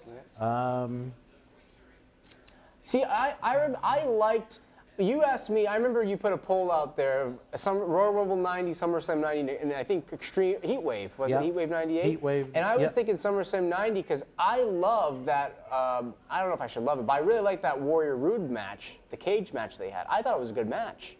It felt like been there, done that. How many they did Warrior and Rude on the SummerSlam the year before? Well, so I mean, you're asking. I guess I'm a person with fresh eyes because I wasn't around at that time, but I can understand what you're talking about. You know. I mean, on the house shows in '89, Rude and Warrior was a thing, and then they are doing it again the next year. How many times did you think it Rude felt worked like a with rerun? Warrior probably worked with Rude more than anyone else in his career because he worked with him World Class.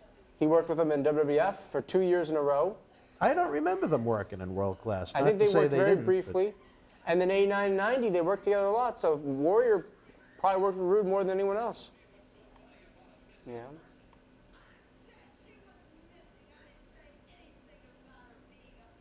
Great line. Wow. I'm gonna use that about Piggott. Oh, I think you need to stop about Piggott before you get put in a detention center. They're going to ship you after Guantanamo. I still want to see her in the gym night I had. See me in the gym night hard hat? No, Piggott. Oh, Piggott. Would she look like Jackie O? She looked kind of. Did you ever watch The Facts of Life?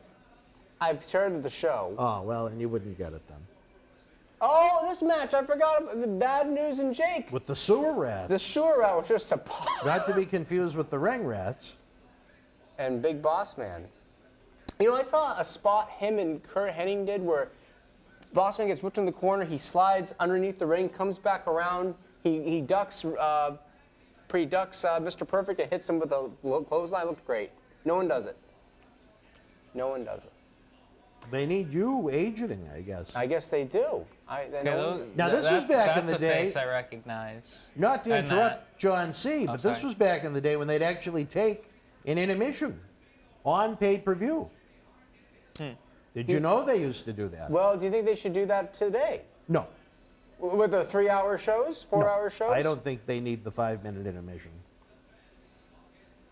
And to the folks live at the venue, obviously it was longer because they'd have interviews leading into it on TV and they'd have interviews coming out of it on TV.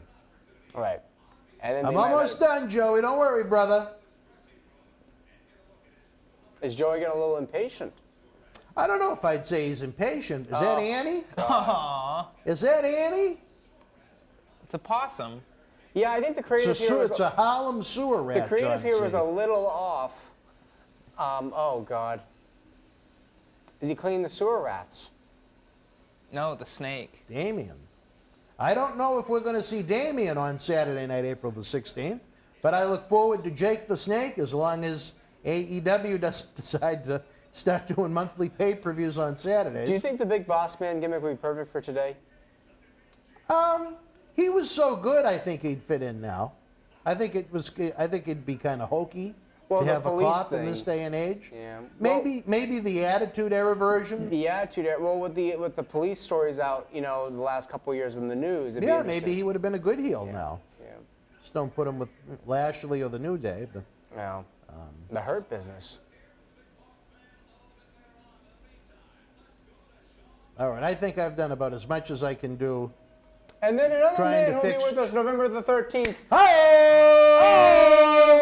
Oh. We're not talking about poor Nikolai, who's no longer with us. No but- longer. He did shows with you, correct? No, No, he never did? no. Thought he did. Maybe Piggott would look good in Nikolai's hat. We'll have to see what John C. thinks. Sorry? Do you think Piggott would look good in Nikolai's hat? No. No. Do you think she could recite the Russian national anthem? Do you think it'd be I'd fun? say I'd probably be Maybe better we at should that extend a than peace offering to Miss Peggy. Maybe she could sing the national anthem at the show. Plus, how do you know he's from Russia? This is USSR days. He could be from Ukraine.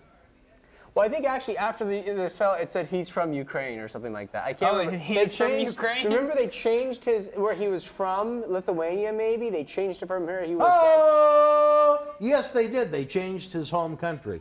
Oh, Once the he earthquake became a shuffle. And then babyface. Dino Bravo, who was god-awful. Awful. Awful Dino Bravo may have been the worst, other than Titus O'Neil, the worst full-timer I have ever seen. Oh, at least that they pushed. Which- No, Is that no, one of these two? I'm going to have to stop you there. Mongo McMichael was pretty He terrible. wasn't in WWF. Oh, okay. WWE. I thought you said full-timer. I meant in this company. Oh, in this company. Yeah, Mongo was the worst. This was a great angle right here. Great angle. Great angle. They did the thing where, was Hogan ever going to come back? If they did a thing, write Hogan a letter, and everybody that wrote Hogan a letter, they sent them a postcard back with a pre-stamped Hogan autograph on it saying, thanks for thinking of me, brother. And they really went above and beyond with this to put it over strong. You know, I'm going to say it's interesting. Earthquake had a tiger tattoo, and later on, Big Show, another big man, had a big tiger tattoo. I wonder if it was a big man thing, but these tiger tattoos. I don't know. They have very similar tattoos. John Tenta was very, very young. He was, and you know what's crazy about this is an interesting fact between wrestlers now and back then. You look at a guy like John Tenta, he was like 27 or 28. You look at a guy who's 27, 29. I'm 29, people. John Tenta was younger than me, I think, at that point, or my age. You think he would have fit in an NXT right now? Oh, God. You're With 29? Johnny I'm Gargano. 29. How old do you think I was? Like 25 maybe. Yeah, I'm young. Not 23. Maybe. I don't know. What? I mean, how old are you? 20, Nothing to do 23? with the I'm All 20. right. 20, okay. Let's get back to the chat, guys, now that I have finally, I can't imagine what I've missed in here. Did I miss any super chats? Let me know. Baboon, I know, sent 2 in. The super chat is open. If you're enjoying the chat tonight, help us keep the lights on. You know, we're hungry people. We like to eat. Those super chats do help. Sting injured Rick Rude. Well, they did have that match in Japan, Larson. Larson, that good to was see a you. bad, You've been MIA for a while. Let's buy Dan a Dino poster, a giant one. For the, you know, if someone want, I would at least display it a couple of times. And if, believe me, with the amount of episodes we usually tape, the Dino Bravo poster. John Tenta, born June 22nd, 63, so he would have been 28 here. When was Nikolai's last pay-per-view here? Almighty One, I believe it would have been 90. Survivor Series 90. I don't think he made it to Rumble, but he did make a cameo appearance in 92. Uh-oh. I don't know who he replaced, but Yeah, the snake was well Damien's playful. getting a little antsy. This was one of his bigger snakes, I believe, too. Yeah. Yeah. Someone must have been ribbing the snake before the match to get him all But look at Jake, animated. makes the promo, and makes it even better with him doing it. Will there be a snake at Memorial Hall? I'm going to send it right into the office of the director. Keep her in there. Burmese python. Can you snakes. imagine her yelling at the snake? Oh, Burmese python. Those things swallow whole alligators.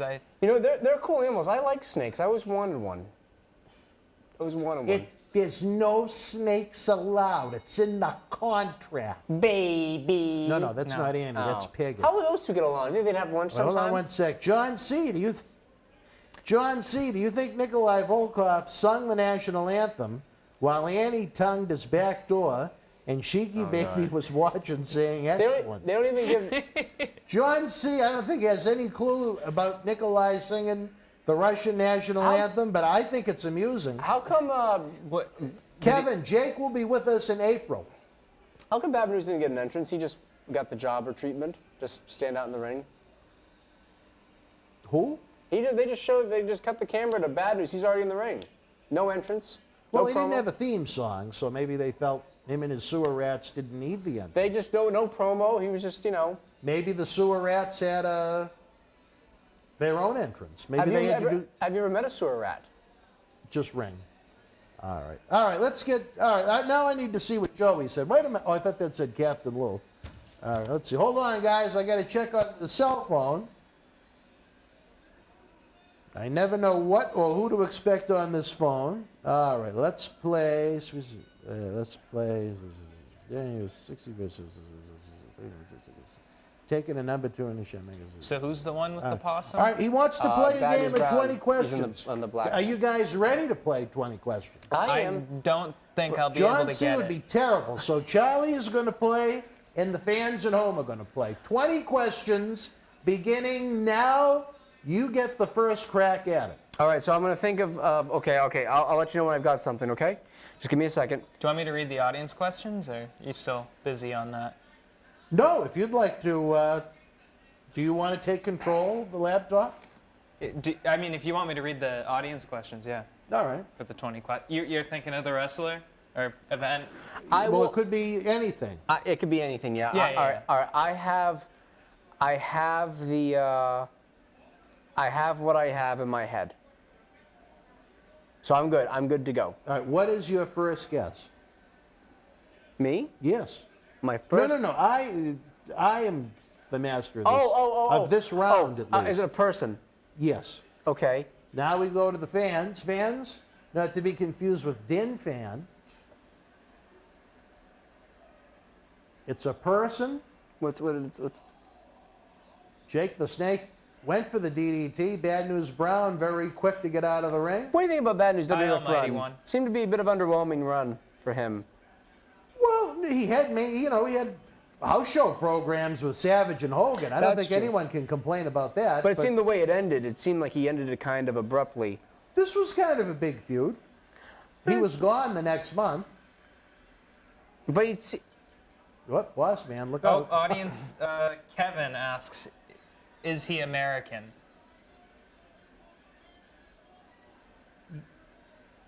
Yes. Okay. all right, that took a That'll be minute. you.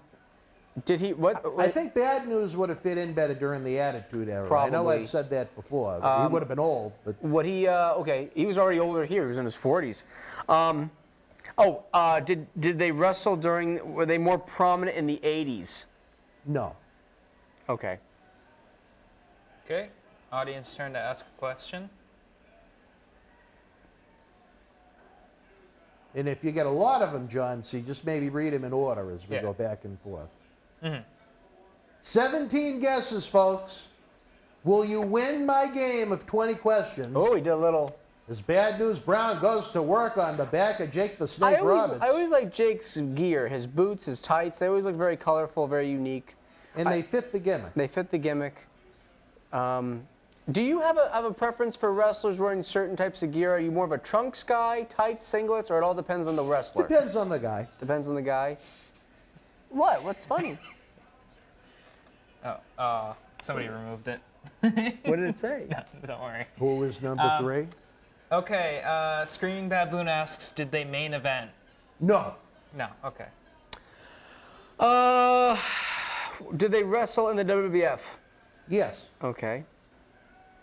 15 guesses, folks. Keep them coming, I'll get to them. Just like number 2. Keep them coming.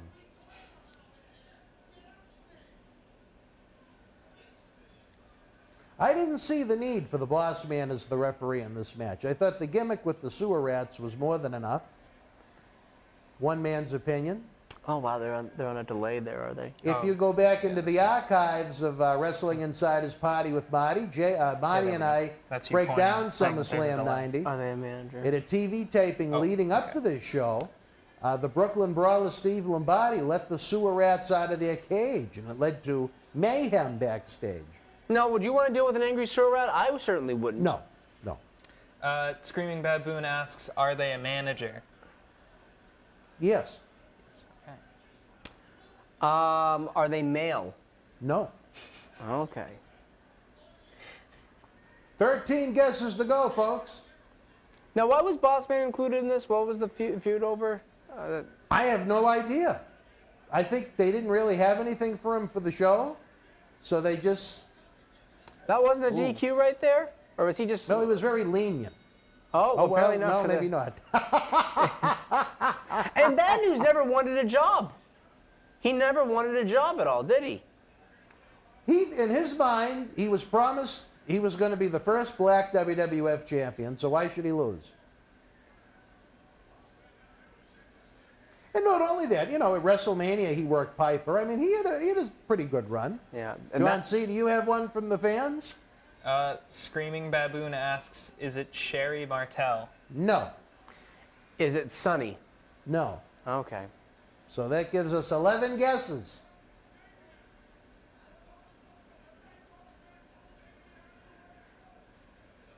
To think what would happen to Damien the next spring by earthquake compared to that attempted leg drop from Bad News Brown.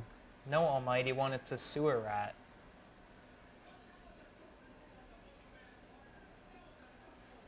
Back then, I was not much of a Bad News fan, but I think his work and gimmick aged well. Maybe he was just too good of a heel. Did you find it upsetting that Bad News, that a lot of the heel wrestlers didn't get the snake put on them that much? I hope like that's they not would a get real it teased snake. or they'd get it barely on them, but If it would help build to something eventually bigger, like no. he couldn't just knock out someone with a DDT like a DiBiase and just put the snake on him. Like I said, depends on the guy and the situation. If it was going to build, if they had a rematch coming, why do it Oh, then? Phil has a question. Yeah, is she blonde? No, Okay, so it's not Pickett. Is she? it's not Peggy. Is she African American? Yes.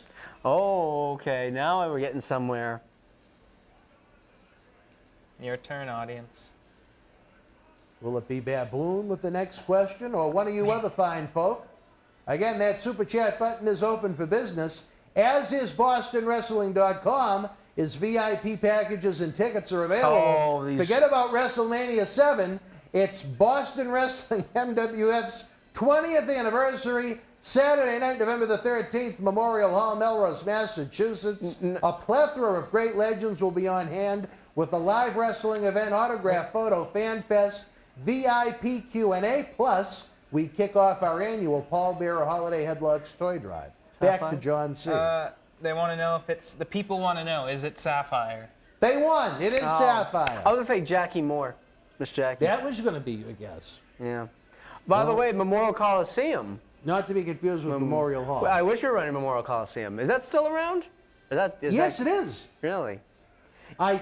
You would be terrible if you ran a show there, because the whole day you'd be just watching 60,000 people come in, just angry. No, that held over 100. Over 100. Well, if you get 60,000. If I'm not wrong, I think maybe no. I was going to say, was that where one of the NFL teams played? The Rams? Super chat from Raiders? Larson Markov. Thank you for wearing the cross of Jesus Christ. Lawson, right here, baby. It's what it's all about.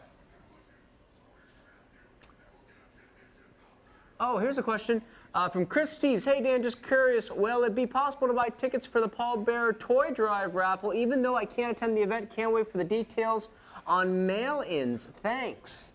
Well, I'll describe both to you. We are going to have a giant raffle live November the 13th at Memorial Hall. And then sometime during the month of September, we're going to do a cyber version of it. I'm hoping we're going to have a guest in studio. Quincy? And we're going to have a WWF, WWE known superstar. And we're going to do, like I said, a cyber version of the mega raffle. So if you can't join us in Melrose, we're still going to have something here in studio. Plus, if you haven't heard the news, the first week in December, we are returning to Tampa for Wrestle House 2. We're going to have Wrestling Insider tapings. We're going to have live episodes. We're going to have cyber autograph signings. So it's going to be a big week, just a few weeks after our big 20th anniversary bash in Melrose. Just as I start to wake up from that, we head down to Tampa. Joey would like to know that you... And Screaming Baboon, I think it was just to keep the chat awake. I don't think you actually won a prize. I'm sorry. What? Screaming Baboon, I guess, won the... He was the first to guess. He wants was to know it what he Sapphire? got for being a winner. You get You get a to thumbs be up, brother. one of my favorite fans. Not to be confused with Den fan. This guy's supposed I wasn't to be planning red, on right? this one. All right, Yes. all He was supposed to be a televangelist kind of preacher, and he was based on those characters, and they were always red, and he decided he was going to be this sort of shouty, mouthy preacher kind of guy. A great friend of the show. Bruce Brother Pritchard? Love, yes. Really? Interesting. When he had his live Something to Wrestle With shows, I opened for him twice in Boston and in Phoenix, Royal Rumble. Wow, how was that experience? Interesting. Oh, in a good way? And it opened the doors for us to become great friends with the Hall of Famer Jerry Briscoe. Oh, who that's said- how the Jerry Briscoe yes, connection happened. I remember in the car after I had to go into the WWE Hotel WrestleMania week, which was quite the experience trying to get in. He told me in the car, he said the only reason he did it was because Bruce put me over to him. So it was a good connection to make. Oh, that's good. All right, do we want to play another game of 20 questions? I'm going to guess the answer is yes. Should I- Charlie, you get guess number 1, brother. All right. So I have the person, place, or thing.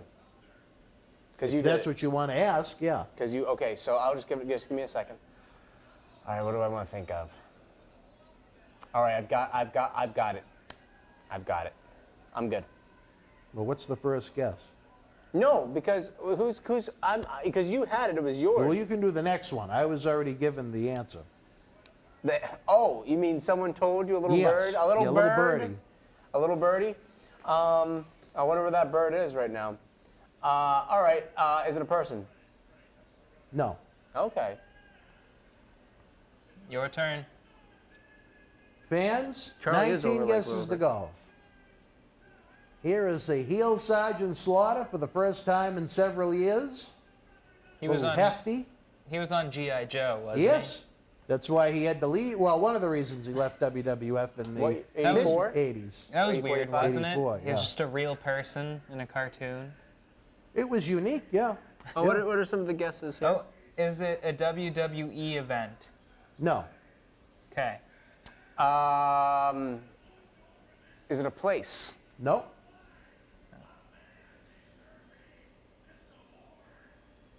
"17 guesses to go, fans, as we enjoy Sergeant Slaughter on the Brother Love Show.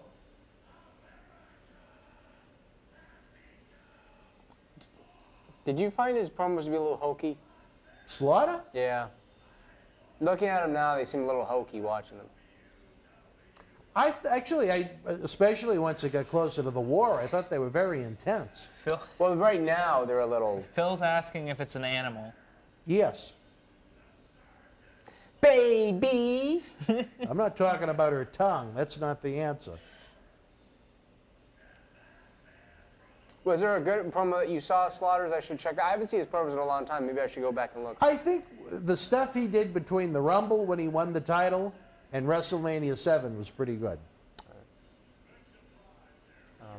Okay, so whose turn is it? It's not a place. No? It's not a person. No? It wasn't an event. No? It's an animal. It's an animal. It could be Quincy. He is an animal. But that's not the answer. Oh, how about this one? Is it Matilda the Bulldog? No. Frankie the Bird. No. 14 guesses to go, fans. Can you win 20 questions? We may turn this into a weeknight trivia game of some kind. Captain Lou and CW over here have come up with some ideas, I should say, some concepts. I know Charlie has been worried about number 3 for a while, but that's a different story I'm for way a different past time. 3, sir. Well, what number are we okay, talking? I don't know. Numbers are all relative, We man. got a couple. Is it George the Animal Steele? That'd Kind be of an cheating. interesting guess, but no. I like that. That was very. Who was that? That was June McGowan. My good friend June McGowan. June, you are incorrect, but a very creative answer. And then she also asks, is it the Snake? Well, we'll see Charlie's turn. Was it Damien? Yes. Thanks, June! Well, she didn't say. She could have been referring to Oh, Jake. you know what? I don't know. What, should I have answered that yes or no? Didn't he have a lot of different Damiens? Oh, yeah. But some of them didn't even look the same, did they? They looked No, kind of they had different Damiens, different Matildas. different. I thought Matilda was the same dog. No. No, that's what I heard. It was same dog. Nope. I heard that dog went to, or one of the dogs. One of the Matildas is actually buried in Massachusetts. Yes, to Yeah, Wenzel? wait, you don't have to. Yeah, you don't have to. What's wrong with him? Yeah, it's all right. Is a little man? It's all right. All right. He lives in this area, I believe. That's good. Okay. Well, Matilda was buried here. I remember one of the snakes. Bit of a him and a him and a him. And one of the funniest stories of the time, I remember they got off the plane in Canada, and they took Damien out of the luggage area, and Damien was a little frozen, and they were unable to resurrect Damien like the Undertaker, and they needed a new one quick. Did they forget that snakes are cold-blooded? I don't know. Yeah, well, they had a snake I guy don't know. in Connecticut, I believe. They had a what? A snake man. Oh, maybe. Yeah. Oh, this You know, was that kind of rings a bell now that you mention it. this was Cato and No, I'm not sorry, Cato. pre-Cato. What was the Tanaka, You got one. Saito, Close. Sato, and then they brought in Paul Diamond under a mask. As Cato. That's Cato. They used Sato and J.J. Dillon to try and open up relations with, I believe it was called SWS Now, would you? in Japan. Oh, they did a show there. They Tenta did wrestled. well, part of the reason why a lot of those guys didn't get fired that I mentioned was because of Sato and JJ opening up the doors in Japan, and the Valentines and the Demolition of the World were headed over there. When was that? In '91 that show happened. Are you talking about the big one that was The one with- WWF, All Japan and New Japan? That was the one with Misawa and Brett. Tiger Mask 2, Misawa's Tiger Mask 2, and Bret Hart. Was that when Hogan and Hansen was the main event? I think it was. That was April of '90. That was Yes. before that. Yes. And as you can imagine, between Inoki, Barber, and Vince, there were issues. Oh, those three egos getting together. So that's why Sato and J.J. Dillon opened up the doors with SWS. There was something tells me the ego would be more so between Inoki and Vince, not so much Baba. I don't know if Baba had the ego that those guys You know had. what? To be honest, I think it may have been Barber. Really? Barber and Vince had a lot of problems. Well, let me ask you, you were obviously a WWF fan. Did you watch any of the Japanese wrestling in the 90s, or you never were a fan of it? It wasn't something I had access to. Right. But looking at it now, I had seen some from our friend the Jackal, the late Jackal, the wrestling historian. I had seen some classics, because he had an unbelievable video collection. I'd seen some of the quote-unquote classics. I had seen some of the FMW and IWA deathmatch stuff. Yeah. But on as far as regular stuff, Right. I didn't have access to it. like the New Japan, There was no YouTube. Mutas and the Chonos, and then All Japan, you had Misawa. You know, I'd seen the WCW Super Show type events that they had over there. But you're not. But you haven't really checked out like the New Japan stuff of today with Ibushi and those guys. I just don't have time. Yeah. I I can't don't know if you'd even like it, to be honest. I'm not sure if you would. Well, why? Out of curiosity. I think you seem to like the more. Actually, some of the stuff. I feel like you like the more deliberate paced matches, and sometimes they go a little fast. You know, maybe that might be it. So, It's a sorry. good way to No, put I it. do think it'd be interesting one day if the MWF did have a Japanese sensation to come over to from. Well, we had Sonny Yee 2000 before he was deported. Who? Sonny Yee 2000. Oh my God! I don't even know who this What is wrong? What is wrong with Sonny Yee 2000? Was he the updated version of Windows 99? He was the updated version of the late great Lieutenant Commissioner Sonny Yee, who passed away. Well, who was Sonny E 2000? A man from the land of the rising sun. What year was this? I'm not, folks. I was not around during all 20 years of the NWF. 2011.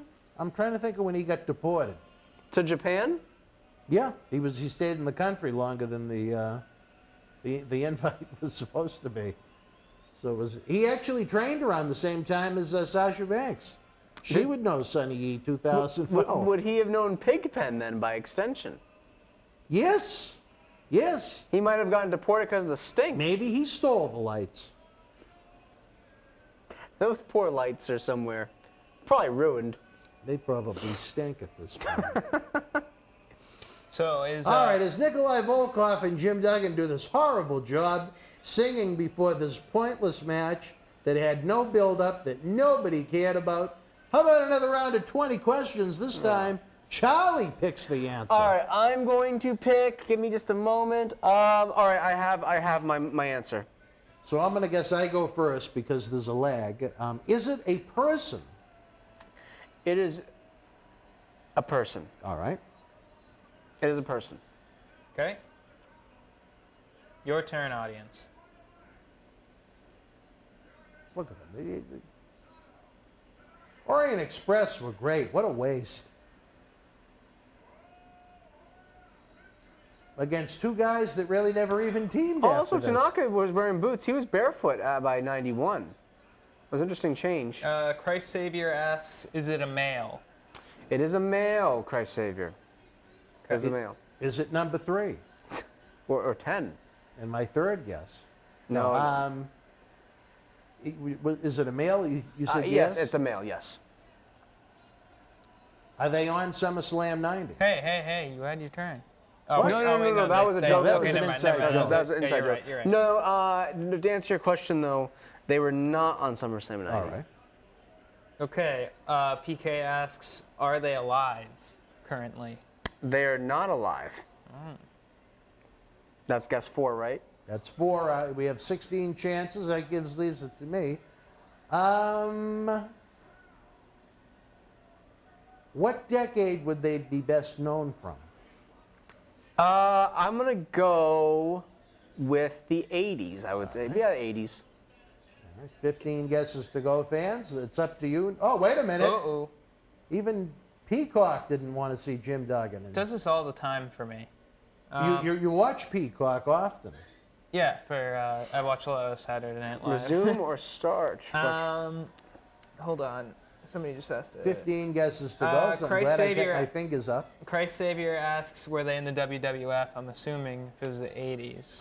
Well, that doesn't There necessarily were a lot mean- of promotions. Yeah. in the 80s. I'm going to actually say they were in the WWF, yes. Okay. Are they best known for their work from the WWF is my next guess. Yes. Now, what a guess is that? 6? That would be, 7. 7, that's 7. So we have 13 to go. 13 to go. Dead WWF star from the 80s. I didn't say they were dead. Yeah, you Didn't did. you ask if they were Oh, I'm alive? sorry, they are dead, excuse me. Yeah, they are dead, yes. Christ Savior asks, were they in a tag team? Like a formidable tag team? No, they weren't really. I mean, they wrestle in tag teams, but they weren't like Were an they a actual- regular tag team? No. Okay, all right, that's 8. Did they ever hold a championship belt in WWF? No. No. PK asks, are they in SummerSlam 90? That was I already already asked. asked that. That was already, Well, maybe there was the lag. But 11 gonna get a little heat, baby. 11 to go. Are you gonna count that one? I guess we won't since it's Oh, okay, then we'll go with 12. It was a double. I have 9, so 11 to go. We'll chalk that up to the delay. Okay. Thank you, John C. What else or is it Dan's turn? No, it's the fans' turn. Fans' 'Cause turn, we're not right. going to take because they asked that question already. Christ Savior asks, were they blonde? They were kind of blondish. Not like, Like my hair? kind of, yeah. Yeah. I don't think anyone had hair like that, John. Kind of blondish. So that's 10.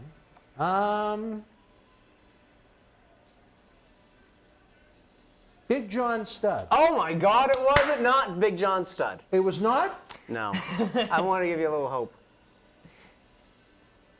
All right, well, that was guess 11. It was 9 guess- to go. What did Nine- you say? It was a good guess. I wanted to bring you up. It was a good guess though. That was a good hope spot. Yeah, it was a good hope spot. Ferdinand Ramos asks, were they a manager? They were not a manager. All right.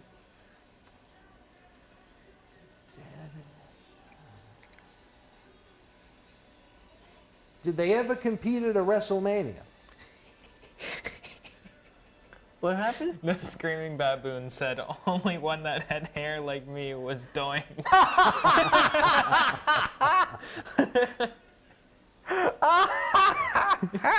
Back when Survivor Series meant something on Thanksgiving night.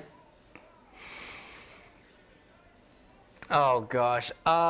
Christ Savior, yes, they were. And they were. I guess that's a bit of a different question. No, he still hasn't answered mine. Oh, what was the question? Excuse me. Did they ever compete at a WrestleMania? They did, yes. All right. I guess it's a different question, but Christ Savior asks, were they famous in the 80s? Famous meaning like... That's a tough one. Famous being like...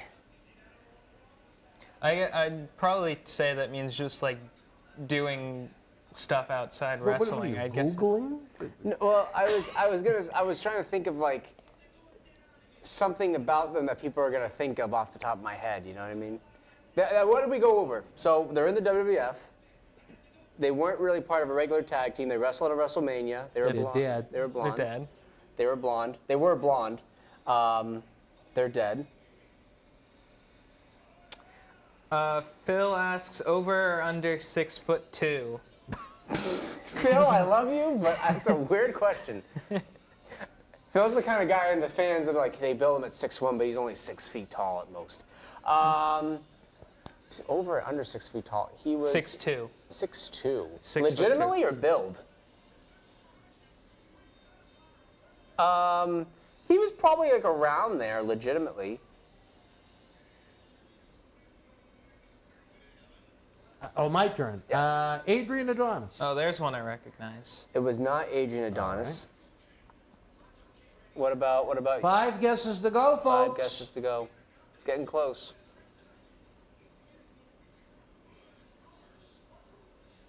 What do you got? Any questions? No, not yet. Or any answers? What about that one? Oh, is that is legit? Well, anything that you could see off that. Butch Reed? It was Butch Reed. That was a good one. Blonde. That was a good Because when he said one. it was a blonde, I'm like, well, Congratulations, Loose Can 88. Who was it? Loose Can 88? Yeah. Loose can? Yeah. Is in like the can is loose? Yeah. Oh, all right. Not loose Like the cannon, like Jews. Brian Pillman. What's that? Said like the Jews. So it was Butch Wow. Reed, which, PJ isn't getting the juice that he likes. But so I think that was a good one. that was a good one. That was a good one. Well, you know what? This is why we need to turn this trivia show into a weekly thing and include prizes. This is almost like a warm-up for what you and Captain Lou I thought you wanted Data to are do more of planning. a question thing of we put a question out there and you have to answer it like an answer. Well, you know what? I tell you this, now that John C. has brought attention to us, how we can utilize, I don't know what the platform was. It's called Oh, OBS. that one. It's been on the computer. Well, It's just been sitting there. I think it's a good idea maybe to incorporate that in this game show. I will say this about Butch Reed. I kind of lied about, now I think about it, because Doom, Ron Simmons. But I wasn't thinking about, remember he went to... Oh, yeah. But that wasn't like... No, most people would think of, but I think most people Yeah. would look at Butch Reed I'm thinking as a singles guy. Yeah, so I said, so when you said tag team, I was like, because Doom wasn't around that long. Maybe a year, but Great. I really like Doom, but they didn't have much of a run. it was, Butch Reed and your favorite Ron Simmons, I like MF Doom. You like who? rapper. Rapper. Yeah. Anyone in the audience? All right, so it's my turn to Doom come up fan? with a answer now. All right, let's see. Let me just respond to this. And this is ladies and gentlemen, my overall goat of goats, Macho Man Randy Savage. For my money, the greatest pro wrestler of all time. Why is that? He could be a babyface, a heel. He was a top draw for many years. I don't know if I'd say. Well, Well, he was, all right. he was almost as big of a star as Hogan in that he's the Yeah, only one of the very fair few. enough. He reinvented himself. He was he could work with different guys. He could work with Dust. He could work with Hulk. He could work with Tito. He could work with a Ricky Steamboat. He had good size, unique persona, and colorful outfits. All you have to say is, oh yeah, people know who he is. He transcended the business. Still a household name that a lot Yeah. of people recognize In my now. opinion, the greatest of all time. For my money, overall, Randy Savage. I wouldn't go that far, but I agree with everything you said. I mean, I would say I this. think the fact that, again, he's kind of a household name even now, Yeah.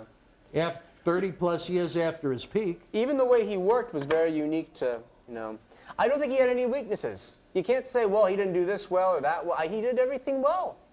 Maybe being a husband. Well, I mean, geez, Stone Cold Steve Austin allegedly did some things. Hulk Hogan allegedly did some. I'm teasing. I wouldn't consider that. My God, look at almost every great draw has some Character flaw. Yeah. Maybe the only one, Achilles heel. is there anyone that you can't, The Rock never really seemed that. Rock seemed like he was a pretty solid guy. Anything about The Rock? I've heard interesting things about Cena. But One thing I could think of about Rock, but I don't know it to be 100% true, so I don't want to say it. It's kind of weird. And it wouldn't be. Bang. Is it Oh, wait a minute. Oh, baby. Who needs Viagra when you got sweet Sapphire? Look at those. Look at that Sorry, coat. Steve, Look at that the dress. Look at steps, the Sapphire. jewels. Now, for fans that weren't watching at the time for weeks, if not a couple of months, Sapphire was receiving secret gifts on WWF television. Were they from Joey? It wasn't from Joey, but it was Okay. a mystery as to who was sending Sapphire all these gifts. And here it was revealed at SummerSlam that it was Ted DiBiase giving her I'm sure, Wow. That was an interesting. Wow, thing. hundreds of thousands of And look at- dollars in a WWF duffel bag. And look at Virgil. Looked amazing. Virgil looking like a boss. In he the would be great in sleeveless the They show. tux. should have never stopped that. He would be great in this chair. Who? Virgil. Unless the fans send the money up front, Oh, it will Christ never Savior. happen. Christ Savior wants to know, I'm assuming they mean Savage, do you like him better as a heel or a face? Me or Charlie? Or yeah, I guess either one. I love him I think he was a great babyface, but he was about the same either way. That's actually an interesting question. He was about the same either way. I like him more as a babyface, but I thought as a heel he had a little bit more edge, obviously. I think when people think of classic Savage, they think of his heel stuff, you know. But he really was the same either way. He just tweaked it a little bit. But look at He really just he feuded, Yeah. depending on who. He just cheated a little more. he's one of the few guys who could wrestle in a t-shirt because he'd wear those shirts, but he made it look cool, you know. Because I think he had gotten off some gas, I think, to have a kid. That didn't happen. No, it was just the time when everybody in the company had to get off the gas. Well, I think he did a little bit before. Because in '90 they weren't testing yet. The guys are He still didn't kind of. start wearing the shirt until '92. That was '90. Oh, okay. Oh, I heard you gotten off earlier. Maybe I'm wrong on that one. Okay, you're probably right. I could be mistaken, but I believe it to be '92. I mean, he looks about the same size as he did in '87, '88. Maybe a little smaller, but I thought he always looked great. He always was in great shape. In WCW, he got huge in the late '90s. Everyone got big again in the late '90s. '96, 7, 8, Stop Dustin. 9. Everyone got big. Everyone got big. So, I have to say, that's really a toss-up as far as almost 50-50 as far as Yeah. so what I Dan, enjoyed him more as. Dan, I have a question for you. You do. Yes. All right. So back when The Rock was in the business, I feel like he looked smaller than he does now. What do He you? was. Much. Yeah. What, I don't think whatever he's doing good job. right now is healthy. He looks huge. his 4 steak a day diet. When his 10,000 veins have veins, he's on something. I told and my- he's not a young man. My mother asked me once, she's like, you think The Rock, is on steroids now more so than WWF days? I'd say yes. And I said, Mom, usually when wrestlers get out of the wrestling, they get smaller. You know? They get smaller. At one point, he had to, wrestle in the T-shirt because he had to have his breasts removed. You like seeing that word breasts Breasts? and penis. I say penis a lot? You say flaccid penis a lot. I do? Yeah, he'll go, oh, and what did Quincy do with his flaccid penis? I don't ever remember using that phrase on one of these shows. I think you said it the other day when Did I? Quincy was here last week. Well, maybe it's just because in the spirit of Quincy. And Quincy's like, oh, he's awful. Wait, that was the finish? I looked away for a second and that was the finish. What happened?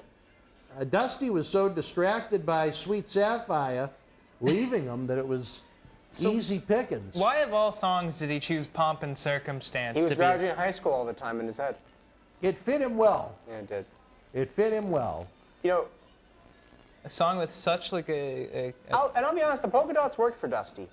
I think he Other made it than the work. fact that Dusty hated them, yeah. But it worked. He could have gotten a Rooster gimmick. I liked him better in WWF than I did WCW, believe it or not. Really? I hated him in the. He was just so overpushed, and look who the booker was. 86, 86, 87, 88. Oh, best thing they did was get rid of him for a while.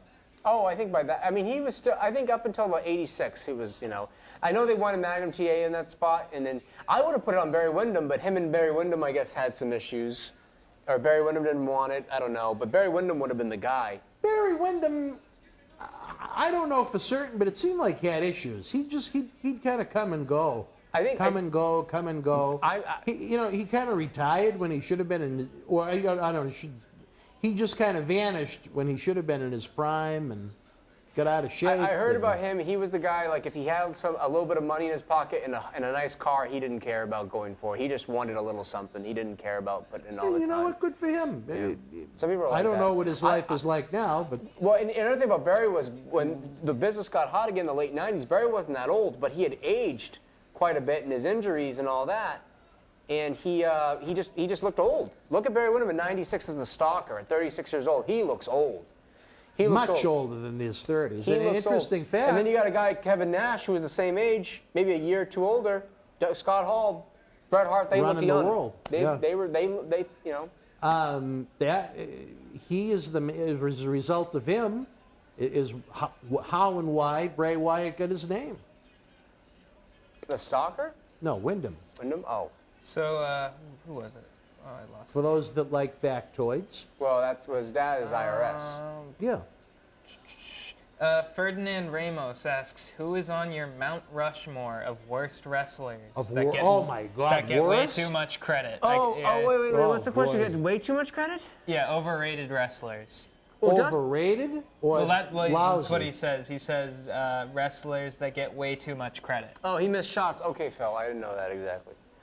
Does Dino Bravo on that list? Look at Dino Bravo's run. He did that run. He loved. Dan loves that run. What was the phrase again? Mount Rushmore of worst wrestlers that get way too much credit.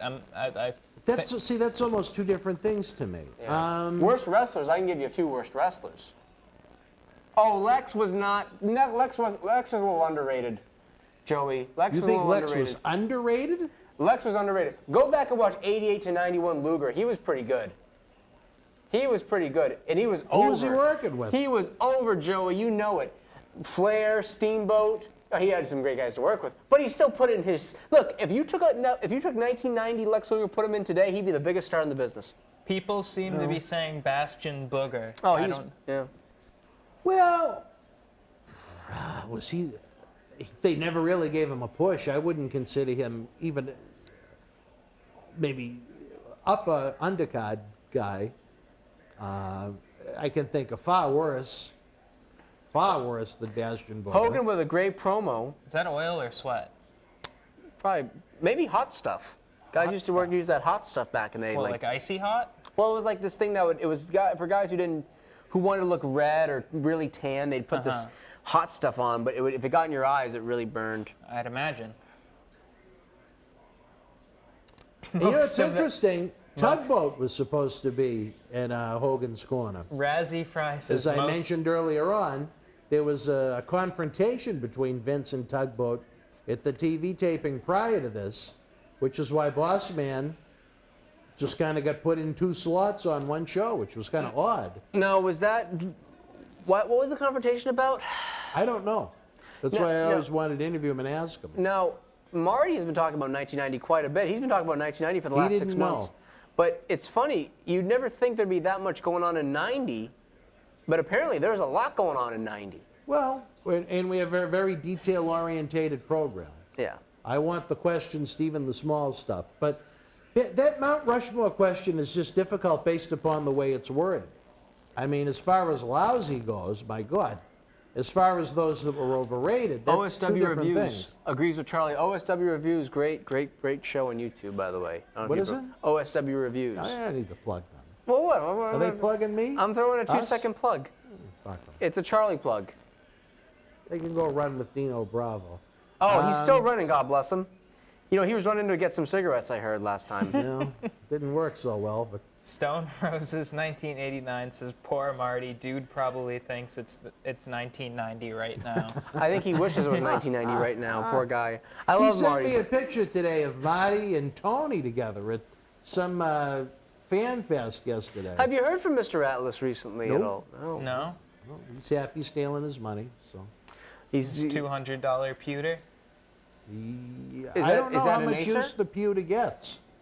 They tried to do one live stream on Facebook that was viewed by 30 people total. Do you think he walked into a store and said, "I want the $200 computer"? Oh, can you imagine the conversation that must have taken place at that Walmart with him not knowing what he was getting? And he probably for $100 more could have gotten a way better computer, or at least, you know. Is it? I'm assuming it's a I laptop. don't think it's not a bad thing to have a $200 laptop, but if you need to have something better, if you just need a laptop and it's okay, you know what I mean?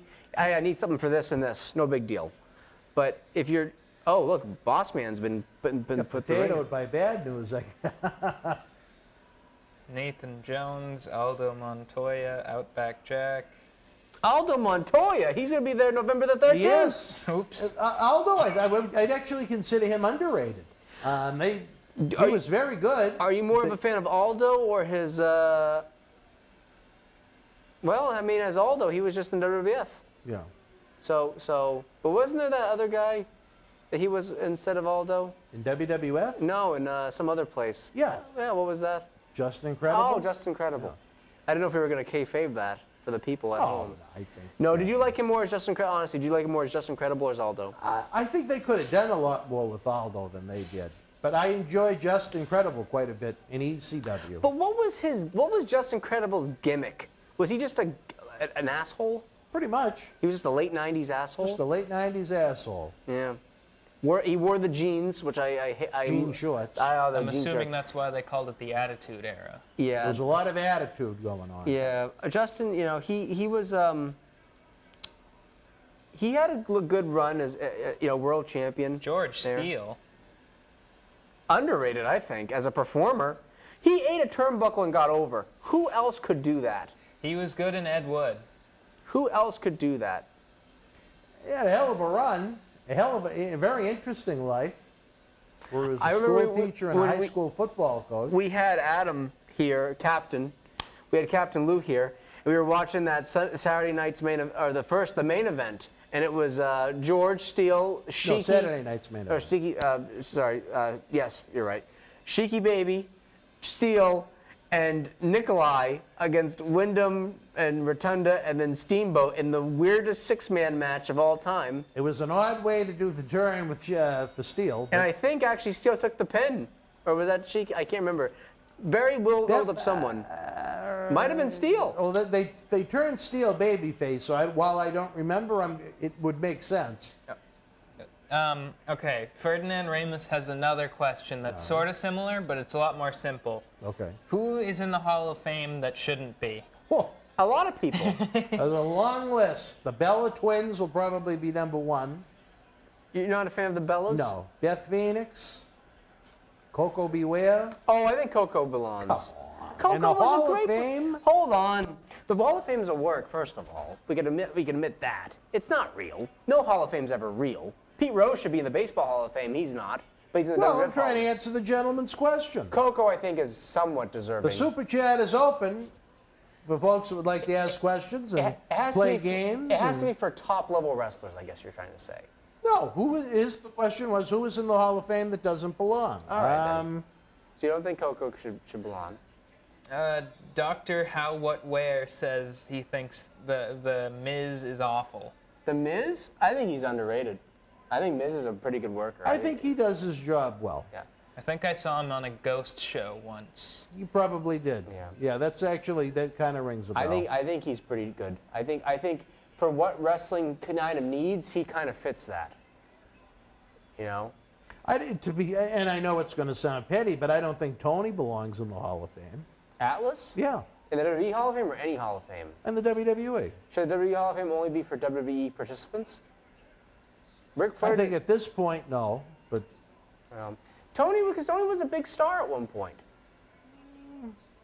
You had him on the show for many years. He was a big star. And that's why I'm trying to break down. It was again almost like Goldberg and Warrior. It was very, very short. A territorial star, more so, but a star. No, I mean WWF. They used him and protected him. They wanted him to be a top guy, but all of his issues with drugs and feet prevented it from happening. We mentioned Justin Credible a couple minutes ago, and Tony I wouldn't Atlas, put him in the Hall of Fame. Well, I was going to say he's going to be replacing Tony coming up on those Tuesday nights, correct? James. Yeah. Well, he's going to be actually New Jack, but on Wrestling Inside is Extreme, after our New Jack episodes conclude, of course, Justin Credible will be joining us, I believe, beginning October 19th. James says Trump. Is he in the Hall of Fame? I think he's in the celebrity wing. So okay. I don't think any of them should be in. So you know what? For Trump, for better, and I know this is not a political thing, but Trump was involved in putting together the first 2 WrestleManias. He had a little cameo at WrestleMania. Oh, no, not the first 2. 4 and 5. He had a little cameo at WrestleMania 20. And he was in the main event of the biggest, at that point, the biggest drawing WrestleMania in the history of the company. So he does just seem like a real life, like wrestling villain. you think he should have stayed in wrestling, John C. I think it would have been an interesting career. Could you imagine him coming out like, nowadays you can't get the title shot. You lose it. You was can't he get 75 now? I He's liked in it the 70s. when he called him Bob Lashley. Bob Lashley's tremendous. He had a hard time remembering who he was and managing. it's hilarious because here you have Trump with that terrible hairpiece, and then Vince with that great pompadour, that great full head of hair, and that's the one that gets shaved. Or when Vince did the dying in a limousine explosion. You remember that? No, I don't remember it. I've heard about it, you've though. heard And then about it. I remember Trump that. called to make sure or ask if he was okay. Well, I do. I remember that happening. That was right when the Benoit tragedy happened, and they had to take that back. yeah, they had to end that storyline abruptly. Yeah. It was interesting to see where they were going with that. Is Liberace in there, too, in the celebrity wing? He should No. be at this point. Oh, okay. Screaming. Well, all he did was good. Would you put Dino Bravo in there at this No. point? No. It's a shame that Earthquake isn't in. There's no DQ here in this match?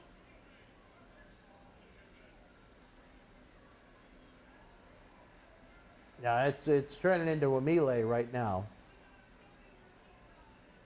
Roddy Piper is right. It is a Donnybrook. Now, no. Now the no. Now it should be a DQ. Boss Man shouldn't have been able to Did they make do this physical as a contact. tag match on the house shows?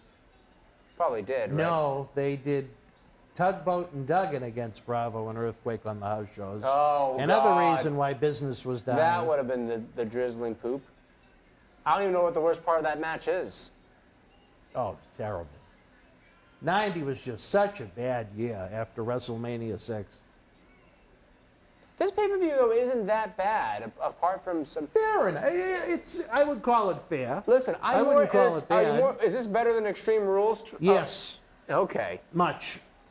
Did you like the Extreme Rules ending of the match with Reigns and Balor? Some people Yes, have very much. Were you not here? I was here for that. Oh, you were. Phil yeah. wants to know if Cyndi Lauper is in the Hall of Fame. No, Only in our hearts. and I don't know why. Was she? If anyone belongs in that celebrity wing, other than maybe Mr. T, it should be her. Was she, like, in a bunch of stuff for them? Oh yeah, yeah. Oh, She wow. was a big part of the first WrestleMania. She was a huge. They talk about these. I almost said something I shouldn't, but you know how popular and over these women are nowadays. They weren't around for Wendy Richter in '84 and '85. That's for sure. When she was on MTV every day with Cyndi Lauper. Now Hogan almost looks like he's tapping. He's tapping out, but the tap wasn't a thing at this point. There was no UFC. When did the tapping become an issue? Was that Probably 95? when UFC became bigger. Well, I'm trying to think. I think by '98 the tap out was an issue. Was something that was around. I think it was somewhere in '94, '95 they started using the tap. What about? Sorry. Which I like that edition. I like the tap out edition. I like that addition to wrestling. What about Elizabeth Bikini? Is she in the... Elizabeth's bikini? I don't know who that is. Can I see the... Miss Elizabeth is not, and she Ask should Dan, be. is Miss Elizabeth Bikini. Oh, Miss Elizabeth. Sorry. I don't know about her As he bikini from writes, Miss, SummerSlam '88. he actually wrote Mrs. Elizabeth. I don't know Mrs. Elizabeth. I know Miss Elizabeth. She should be in. Mrs. I Elizabeth, love no. when Lou was here one time, he's like, "Oh, Miss Elizabeth, we should get her on the show." And he said, "Well, she's passed on." He goes, "I knew that." Lou's a little... Captain Lou Data. Lou is kind of clueless when it comes to wrestling. Well, he's getting ready for the Goonies, too. For the Hey, you reboot. think that'll stop him from coming to 1113? Lou Data. Or we'll have to do shooting after that show. Well, he said he's going to shoot around it. Oh, good. It's going to be like Cena doing SummerSlam. Yep.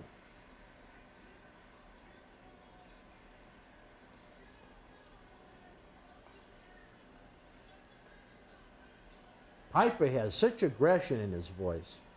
Piper really was good. I will always remember Piper calling, what was it? I think when Virgil turns on DiBiase. That was a Yeah, good well, one he for had a him. personal involvement in that one. Yeah. You know, he kind of turned, he was like Virgil's mentor for a while. Yeah, didn't really Before get they turned Virgil him over into at a all. jobber, yeah. Yeah, they just kind of dropped Virgil. Well, Wasn't really worth putting into, I'll be honest. They probably could have used that angle for someone else. But if he had a shred of charisma or ability... the angle wasn't that bad. It's just it was Virgil. Right, if it was anyone of decent skill, it probably would have worked. Yeah. He probably would have... They could have gotten a star out of it. But It's just like if the Super Chat was hotter, we could have had a star here Dan, tonight. James seems very upset that Tony is no longer with you. James? Yes, very angry. James, I wish Tony was with us too, but he was a liar. He was a thief. He didn't live up to his word, and he let you fans down. If it ever got to the point where Tony apologized and wanted to come back, and you guys wanted him, I would bring him back. Personally, I don't, because I think once someone sets the precedent that they're a thief, you run the risk of it happening again.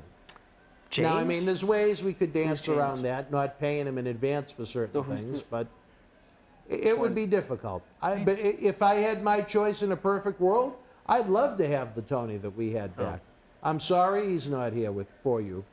I wish, you know, people have asked us to run more of the replays. We may do that of some of the more fun episodes, but, you know, it was his choice to leave. It was his choice to steal money from the November 13th event. It was his choice to steal money from fans that bought his artwork. It was his choice to steal money from podcasts that he wanted to do. Great footwork by Earthquake. He really knew how to move around a ring. Great big man. He did. Yeah. As you were saying though, great move. As you were saying though, Dan. No, I mean, and I think that's just the sad part, because I enjoyed having him down here too. You know, in between shows, sometimes it would become a headache with the political nonsense. That's why we came up with the idea for the podcast that he stole the money for, because that was just going to be, it had nothing to do with wrestling. It was just going to be based on the quote-unquote world news. And he did one episode, and he kept the rest of the money. So, do you trust someone like that? Marty Jannetty actually, you know what? Let me see. You calling Marty? No, Marty sent me a text message of the two of them, and there was there's an a picture. interesting. Marty put a yeah. picture up on Facebook of them The together. two of them together in front of a tree or something? Marty puts all Yeah, I'm kinds looking of- at it right now, yeah. He said, bruh, he loves you. Bruh. We talked about you for a while, and with me reading between the lines, the man loves you.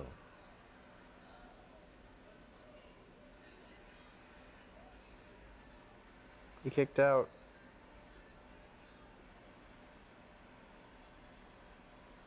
You know, you just hate to see a falling out, you know?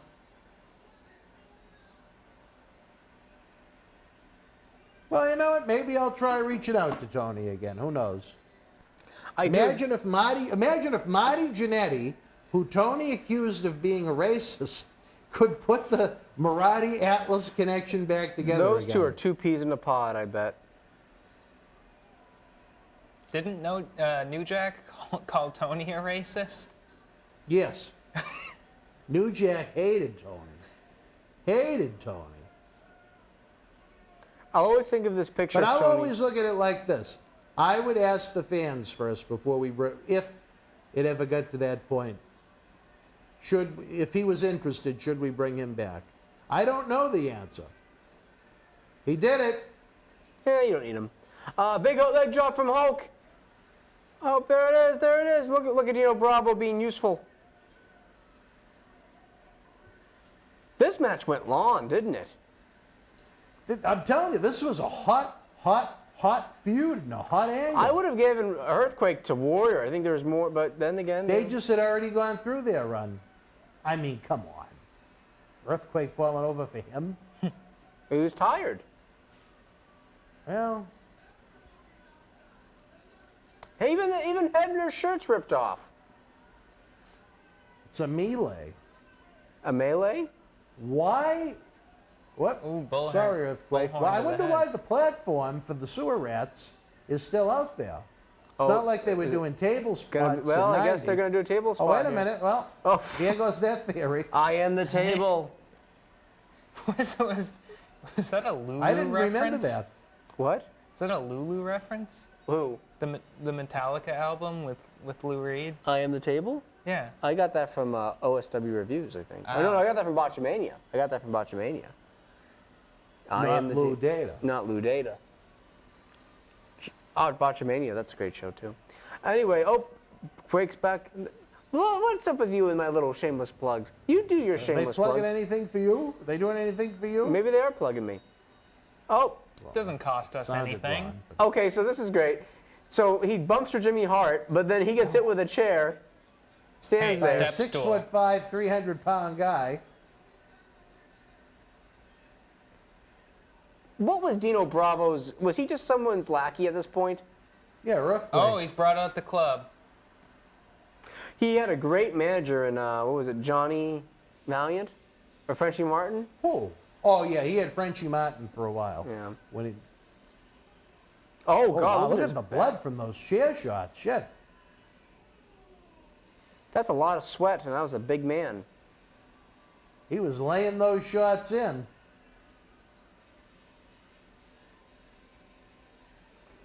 Well, not a horrible match. Earthquake, you know, again, he isn't Rey Mysterio out there, but it was a Moves around for his good weight. feud, good angle with Hogan, and it certainly continued into early 1991. Dan, maybe it's a little too early to ask. Are you thinking Oh. about doing something for next week's show? Do you guys have any recommendations or suggestions for next week's watch along? I think we'll have Captain For Lou. Sunday Night Live. We'll have Captain Lou back, I think. Yes. We should have Lou Data. Yeah. John C., will you be here live next Sunday? I can be. All right, well, everybody's going to be here live. Will you be here live next Sunday? What do you want us to watch along to? What are they saying? Anything good? Guys, write in some stuff right now. What do I have to pick? Well, I'll say this. Can I make a suggestion? All right. It is October. When I think of October, I think of Halloween Havoc. Do you think, A, we should do multiple Halloween Havocs, or B, do you think we should wait a little later in the month and do one? Well, I know, funny enough, Halloween falls on a Sunday, I believe. Ooh. I think it's a Monday, no? No, it's a Sunday. It's a Sunday. Oh, that's right, because we have actually something very interesting coming up on Monday, November 1st, live. Okay. All right. Would you want to do Halloween Havoc on Halloween, or is that Halloween not a good day? No, I think it's a great idea. I wouldn't mind doing a couple. I wouldn't mind doing multiple Halloween Havocs. We could have one from. I mean, that's my idea. I Let don't me know take how a people look at feel. the Okay, old okay. cat. Now you've got me Hold interested. on. There's a couple of recommendations from the audience. Lazy Bum says he wants Quincy. Or Slump. You're not going to get Quincy every week. SummerSlam 98. Ferdinand Ramos says WrestleMania 10. Stone Roses 1989 says 92, Rumble 92, Royal Rumble 92, when Flair wins the belt. Halloween Havoc 97, Survivor Series 97. Saturday night's main event. Saturday Halloween night's main event, special. Halloween special. ECW circa 95. That wouldn't be a bad one. That's kind of a fun show. Stone Roses says 98 is a great Halloween Havoc. Well, I don't know if I'd go that far, but that Hogan Ultimate Work. Halloween Havoc, I would say 97 or 98 would be cool. Lazy Bum says we should do Halloween Oh, Havoc. I'm looking at the. You know what I'm looking at? What's that? Number the year 4? 2022. Oh. I'm saying, wait a minute, that's. Who was it? So Now- we could get the. now one, November- two, Lazy Bum we could says- get 4. Lazy Bum says we should do Halloween Havocs the rest of the month every Sunday. That's what I was just thinking. Yeah. I mean, there's 4 left. And I'll be here. You got a big trip coming up. I will not be here Sunday the 17th. I'll be in South Carolina for my grandmother's procedure, Watchman procedure. So yeah, we are going to, and we wish her very well, of Thank you. course. Thank you. There's all the grandmoms out there. We always want them staying happy, healthy, and safe, as we like to say when we wrap up the show. But I like the idea of the Halloween Havocs in October, and I also like between now and November 13th, pay-per-views with the theme of big live event November 13th. You know what I mean? What would the theme be? 90s? Yeah, early 90s. Yeah. Well, I was going to say November. I think we've got to do at least one, probably more like 2 at least, Survivor Series. Yeah, I 'Cause think that's- every month we should kind of fit the theme of, you know, we're running a little past the point of summer right now. Oh, yeah, with this is- SummerSlam 90, but Right. Well, September didn't have a lot of known pay-per-views. Oh, and here's Rude, going into the last match of the night, I believe.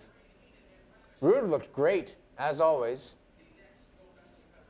I was never a Rude guy. Really? And Bobby has on a different coat. That mustache made him look older, didn't it? You wouldn't, yeah, I mean, you wouldn't have thought that was a guy in his 30s. He was that only died. 30. I think he was 31 here. I think he was 39 when he died, so Yeah. just do the math. Yeah. Yeah, I think he was about 30. Yeah. Yeah, I mean, you'd think Yeah. that's a man much older Yeah, than but you 30. shave that mustache off, he probably looks like he's about 30. You know. But Rude, I thought, had it all. He had the looks, the body, he had the work ability. Stone Roses. I always found him very boring, believe it or not. Stone Roses says Yeah, that's he's it. the most underrated heel ever. I think Well, he's- and here I am saying he's one of the most overrated. So everybody has a different opinion. Now,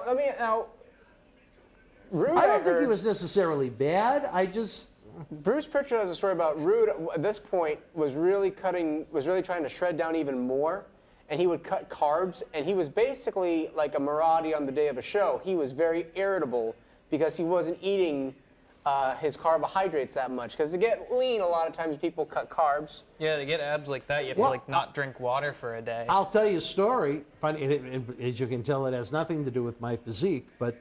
But you've been around a lot of guys with great physiques. Yes, you know. yes. The morning of. Tony, look at Tony on his Well, day. it's a Tony story. It was the day before WrestleMania 35, when we were at we were doing the WrestleCon convention, And you go Dusty. and Tony said, "The reason you get so miserable the day of your shows is because you don't eat. You don't eat. Carbs make the brain happy." And I'm going to tell everyone. And that was actually great. Again, some interesting wisdom from Tony. It is. It's true. Carbs make the brain happy. I bet you he knows his stuff, and I'm going to say this to everyone. He that should. As much as I've knocked him, he did, when it comes to that kind of stuff, if he you does. see Mr. Marty on November the 13th and he doesn't have a smile on his face, stay away from him because he's angry and he hasn't had any carbs and he's not happy. He won't be happy until probably about an hour after the show. Or When we give go him to some garlic Applebee's bread or and we have something. Yeah, or post or somewhere. No, yeah, Applebee's. Yeah. And have our post-event celebration. Or a Hooters or something like that, whatever's open till 1 a.m.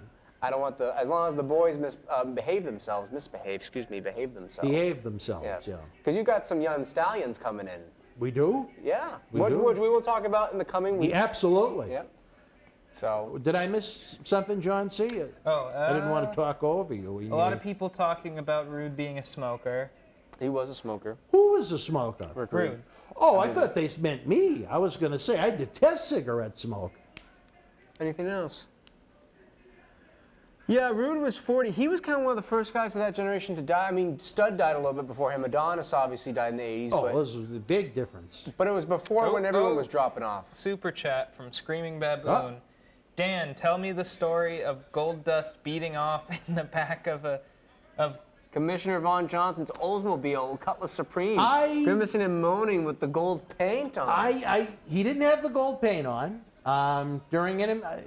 I believe it was during the intermission of the show. What year was this? 04. Okay. He actually had Warbeard Hansen's brother go to the liquor store and get him booze. And on the way to the event, in the car, it was Warbeard Hansen, myself, Dustin, and Cowboy Bob Orton. And we stopped at a convenience store, and Goldust bought an adult magazine. So I already had the magazine. It was who again? You, Goldust, Bob Orton, and who else? Todd Hansen, Warbeard Hansen. What a foursome that is. Viking Raider Ivar, for those at home that still watch WWE. A much younger man at that point. Yes. And it was the four of us in the car. And then during intermission, I don't know how we wound up in the back seat of the commissioner's SUV, but we actually used, I don't even know why we had Von Johnson's SUV, but Todd was driving Von Johnson's. I think Von Johnson wanted to keep an eye on everything in the building, and Todd and I had to go back and pick up Bob and Dustin.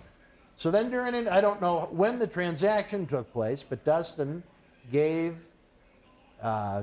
Todd's brother money to go to the beverage store. I don't know what kind of liquor was brought back, but Goldust went into the back seat of the SUV, turned on the little light, dome light, yeah, and pleasured himself to the magazine as he drank the beer or whatever. And Bob Orton was in the car with him. No. This was during intermission. Just to clarify, this is a police vehicle, right? Commissioner, right? No, he was the commissioner. No. I don't know what he's the commissioner. He was the commissioner. No, this was not a police vehicle. Okay. He was the commissioner of the organization. The organization? The MWF. He was a matchmaker. He was. Okay. You know, he'd suspend people.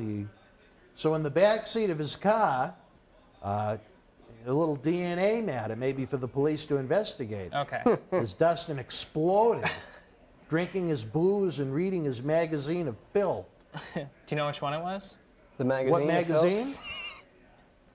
I don't Oh, remember. see, this is back in the time where you can go in and buy magazines of that sort of nature. Now it's online. He would have just brought his phone out. And Yeah, it would have been probably cheaper Yeah. than having to go buy the magazine. Yeah. You use it after a while, you get bored I with mean, the it would have magazine. been free. Well, it wasn't a good night. Once I don't want to get into the whole story about the school officials that found out. Oh, God. Laced me about it as if I had anything to do or wanted it to happen. With Goldust in his particulars? Masturbating. Well, Goldust. Spraying his golden. A golden. He No, couldn't go to the it wasn't a bathroom? golden shower. It was. A golden. I don't know what you'd call it. He couldn't go to the bathroom? Golden babies. Didn't have a bathroom available? He wanted privacy. Probably, I have probably no drunk enough that he idea. thought it was a I bathroom. don't know right? what he was thinking. I mean, the man had he'll admit it, had a horrible drug problem at that point. Yeah. And then I'll say this, I don't know of him doing any drugs with us when he was ever with us, so I will say that in a positive way about him. And I'll say this, I like Dustin an awful lot. He was a lot of fun, very funny guy, very knowledgeable, very willing to give insight to the independent guys. Excellent wrestler. But he had his quote-unquote the best personal demons. worker of that family. And for my best pure worker of that family, more than Dusty, more than his brother. Pure working ability.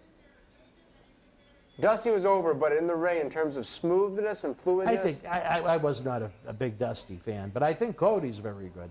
Cody, yeah, well, Cody's good. I think Cody thinks of himself as better than what he is, but I think Cody's good. Yeah, I agree with you on that. Cody's a better athlete than Dustin. We can say Yeah. that, yeah. You know, Better body. Dustin just let himself go. Says Goldust was just ribbing. He was what? Just ribbing. Ribbing? Yeah. That was a hell of a rib to play. Girly magazine, Bret Hart, 1997. Okay, that's a good comment there. It was a girly magazine. It was a female. It was not men. Yeah. Okay. Did you think For he was? those that wanted You think it was clarification. highlights, Charlie? They were Highlights. what? Highlights? What's highlights? It's like Was Is that a that the magazine? name of a magazine? yeah, it's like puzzles for kids. No, it certainly, I saw the magazine, and it certainly was not highlights.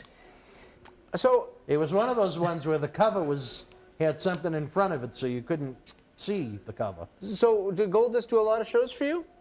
No, Just a couple. he did a few. But I mean, I would have loved to have used them more, but I mean, how could I ever use them again? Well, After that, I attempted to imagine if this happened. make amends What- about 10 years later. Imagine if this happened outside of Pickett's building. Oh. I would have liked for it to have happened in Pickett's office. She has this little bench. And I'd like to see Is that her. where I'd the, like to see her just roaming the building, breaking my balls. Then she walks back in her office, chucking and pens Dustin at you? sitting there with his pants down. This She'd need November one big pen to throw. This November 13th show is going to be interesting for a variety of reasons. And I don't know what to expect. I don't know what to expect. I might just sit in a chair all day and watch what goes by. For the fans at home that wanted maybe a description of what she looks like, she looks kind of like a young... Don't. Tickets are still available to What, come and watch. You've heard my description of who she looks like? No, but I don't want people to harass her at the show. It's only going to make things worse for you. Yeah. If you were ever a fan of the show, The Facts of Life, she looks kind of like a slightly younger Mrs. Garrett. Well, I can tell you this, that she didn't look like Ultimate Warrior, who looked amazing here. Look at those muscles. They're like rock hard Very over there. impressed with his nipples. Look how they're sticking out there. You can cut right, you can get gloss Poking. with those things. No, Roy really looked great, though. Always looked phenomenal. Would you like to suckle one? I don't know about suckling. He might try to, I don't know what will come out. Chemicals? Number 3? Or too aggressive? I don't know. I mean, physically. Look, they're white. Like they're about to pustulate.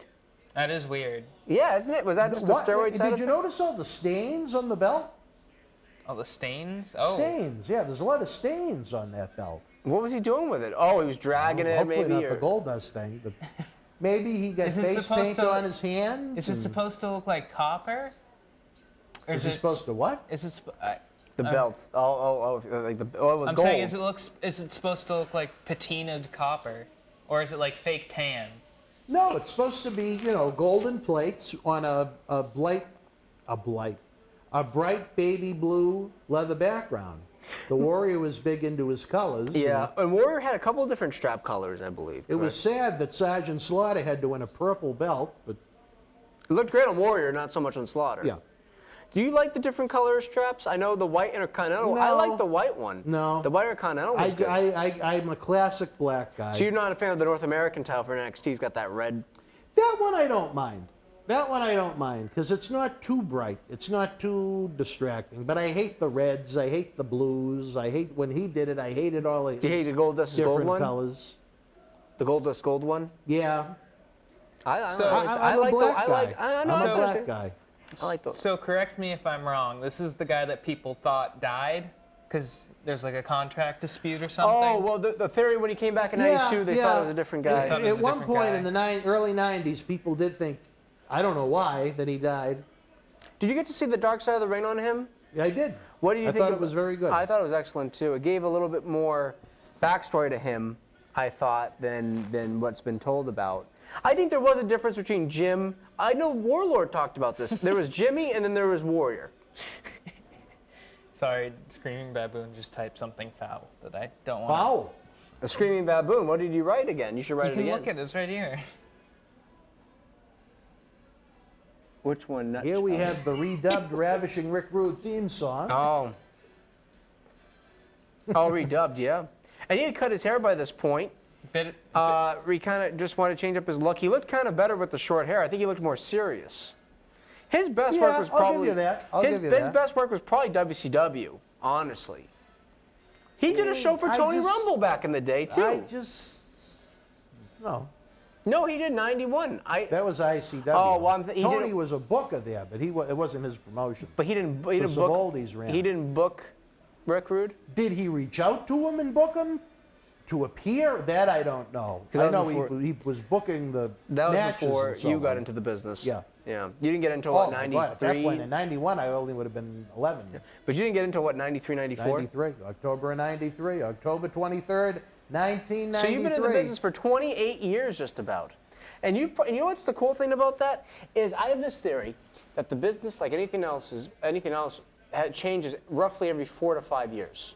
So you've seen a good 5 or 6 changes of wrestling. And lived it, not just watched it. Actually, lived it. Because think about this: 93 to 98. Look at this guy, Jesus, holy mother of Christ! Well, this is like an AEW fan. Who? That's someone had to have been saying. But get a shot of that guy. Yeah, well, hey, I mean, compared to Rude. But think about 93, 98 to 03 to 08 to 2013. Look at that guy. Oh, well, that's a woman, but no, the one that was standing next to her. Well, it's Philadelphia. It's not the most beautiful town in the world. Well, that's true. The big question was, were they going to go to Pat's or Gino's? Oh, Lazy Bum Super Chat. All right, Lazy Bum, thank you, brother. Honest question, non-wrestling related. Do you guys think the Earth is round or flat? And do you think we're stationary? I'm a round guy, but I'm going to say round. Yeah, I think we're all We move around. unanimous We here. revolve around the sun. What about you, Lazy Bum? now granted, I've never been into outer space and seen it. Well, speaking of outer space, the Warriors coming from outer space, brother. I mean, there's other ways to prove it. But Dan, just really going back to that thing, changing every 5 years. When you lived it, did you notice it changing all the time?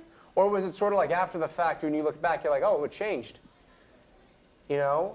No, you know when you could usually notice the trends is when business would go down. And that's when there'd be new concepts, maybe some new ideas, new people push. New promotions? I mean, look at like yeah, you can go that route. Look at AEW. They weren't around 5 years ago, and they may not be around in 5 years. You know? I don't think people have much to worry about with that. Well, I'm just saying. Look at WCW in '96, hot as hell, and then '01 they were dud. So I mean, it's the same thing. That was I still am at a quick flashback in my mind of just how quickly that company went from top of the world to dead. And you must have in 2001 when that happened and ECW It went killed out. me. You must have just grown and been like, it's over. It's over. Or that. And to me, it was over in July of 2001 when Ed Coleman of WWF told me they no longer needed me. But But I mean, as far as the wrestling trends go, the to wrestling me, business, yeah. It has been dead since the bell rang at WrestleMania 17 when they turned Austin heel. I don't think it has ever recovered. And you know, there was a slight bump up with Cena and Batista at the same time getting hot, but. And I've had a couple conversations, and they'll say, "Well, what do you think about wrestling?" I said, "I think it's dead. It's the best it's been in a few years, probably, but at the same time, less people watched every year." You want his perfect example of why I thought it was dead. I think it's dead now.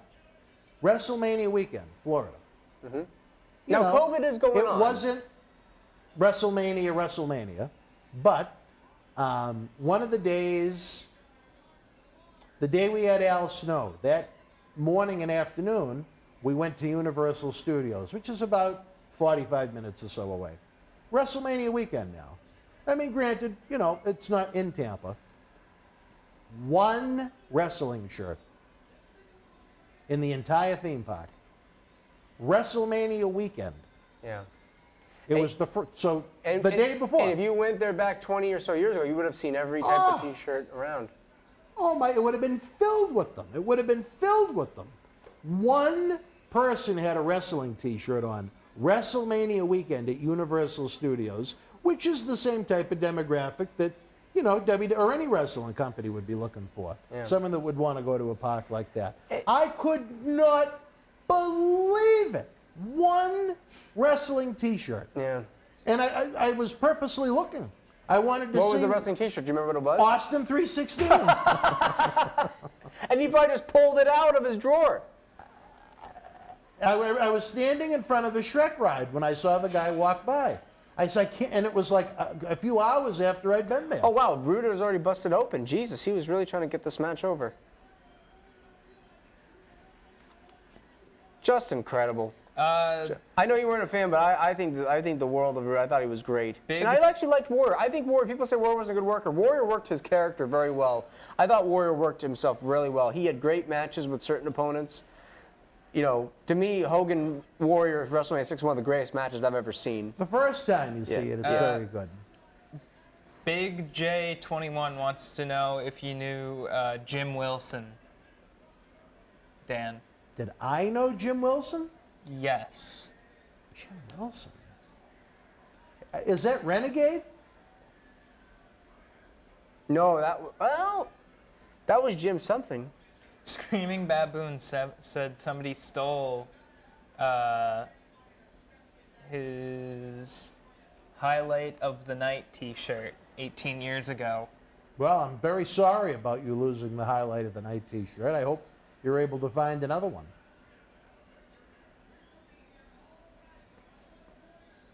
As we enjoy the main event here at SummerSlam 1990. I think this might be one of the last SummerSlams we do for a little while. Is that safe to say? You think summer's over? Well, you did 88 and 89, and you're the new At one. least we've done them in a row, Yeah. in order. So next August, maybe we'll have to kick off 91. with 91, yeah. Would an NWA Class of Champions or WCW Class of Champions be in potentially? Razzie If the Fry, fans, I'd love to know what the fans want. Razzie Fry says Jim Wilson, the guy who is on Morton Downey Jr. Oh, okay. exposing the business. I thought that too. Do I know who he is? Yes, his book is actually very, very interesting. What's it called? Chokehold. If you ever get a chance to read that, if you want to talk about the political maneuverings of the 70s when he was around, Jim Wilson had a great football background, and he feels he was blackballed in the business. Him and Thunderbolt Patterson, who received an award at the Cauliflower Alley Club this year, were kind of in the thick of things together, and I think they were both big into unionization, if I remember correctly, and it's a very interesting book if you can get your hands on it. I never saw him wrestle once.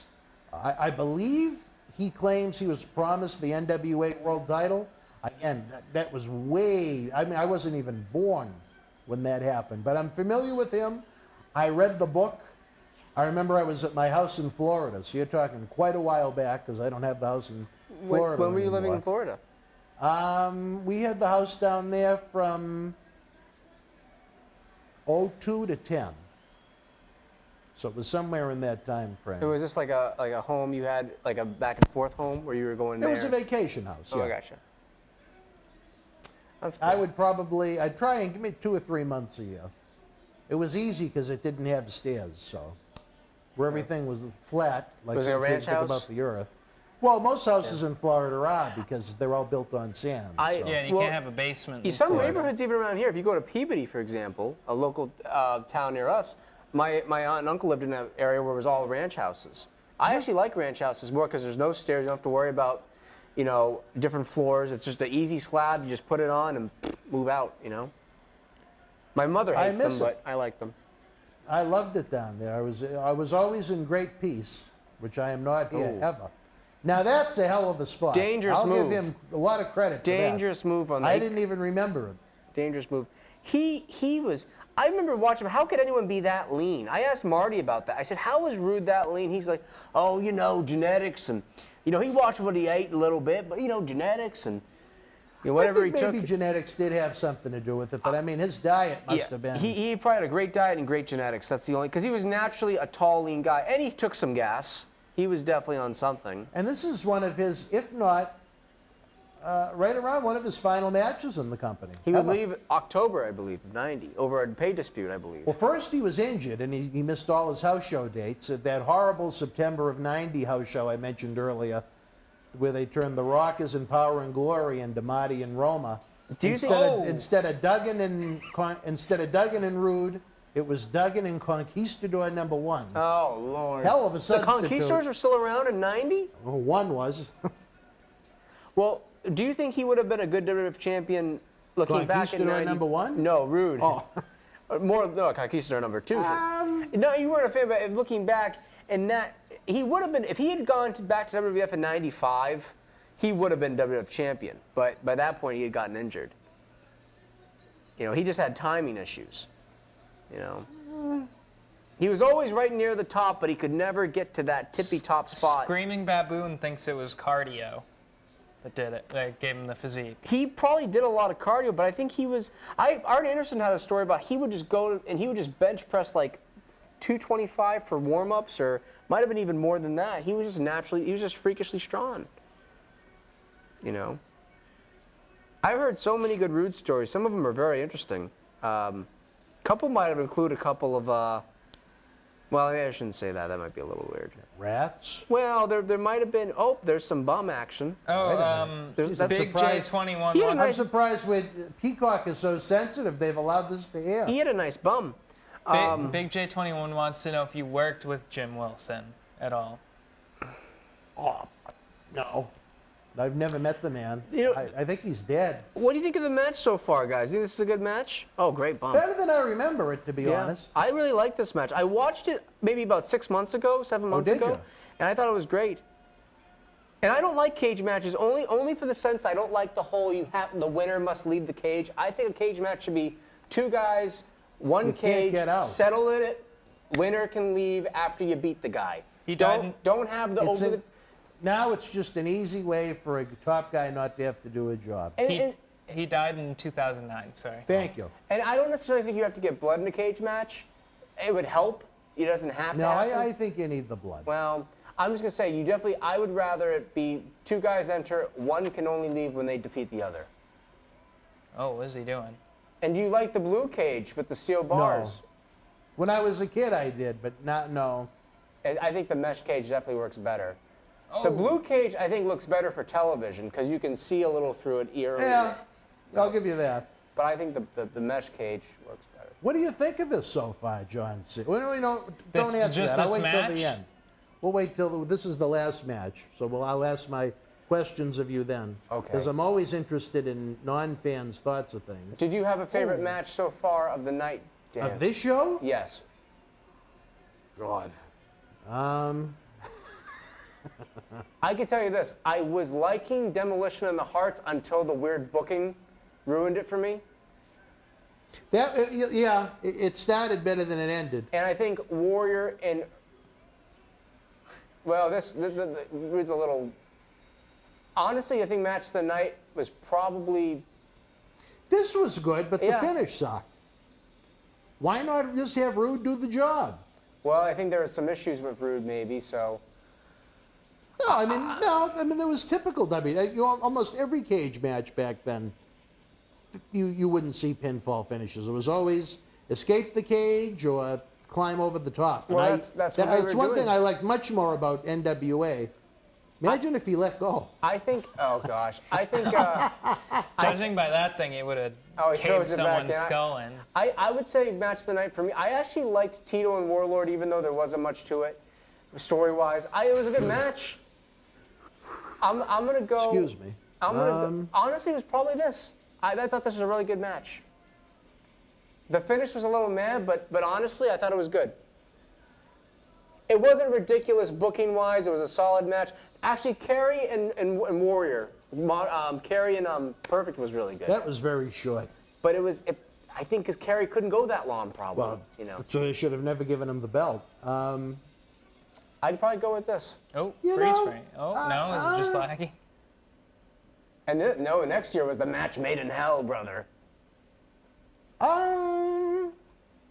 Jesus, what a lousy show. If I can, there were just so many matches that were just kind of But you prefer this over Extreme Rules. much. So what does that tell you about Extreme Rules? It sucked. Well, you gave it a 5. I remember you giving it a 4 or 5 out of 10. 5. So what would you give this out of 10? SummerSlam 90? What would you give this, John?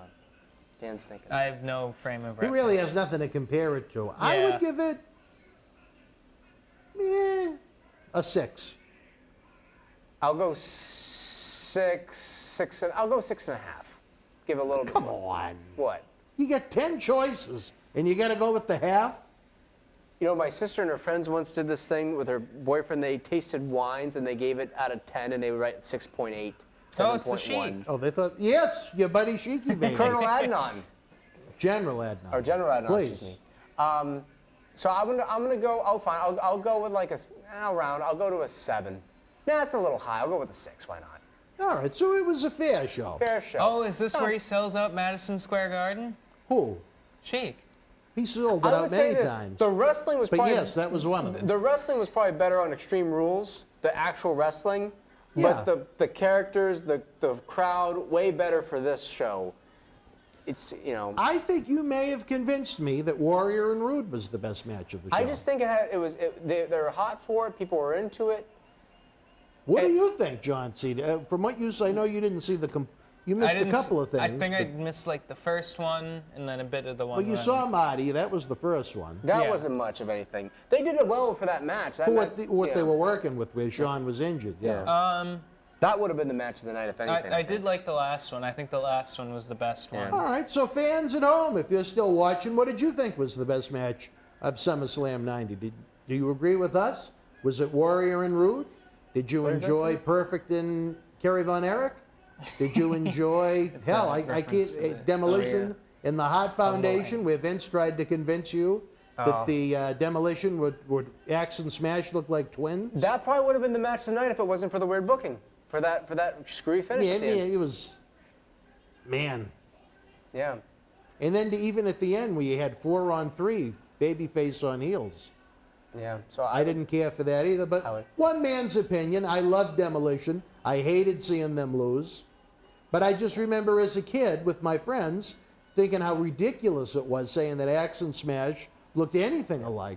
I will say that even though Rick Steamboat, I would say SummerSlam 90, maybe not as good as the first two SummerSlams for you. I don't think it'd be the worst. I hated 88. I didn't really like that one either. Okay. Well, what 89 I enjoyed. This one I enjoyed. Oh, this one you enjoyed? This one now? 91, That's on the screen? But but the worst SummerSlam would be like 93 maybe? 93 was kind of a crappy one.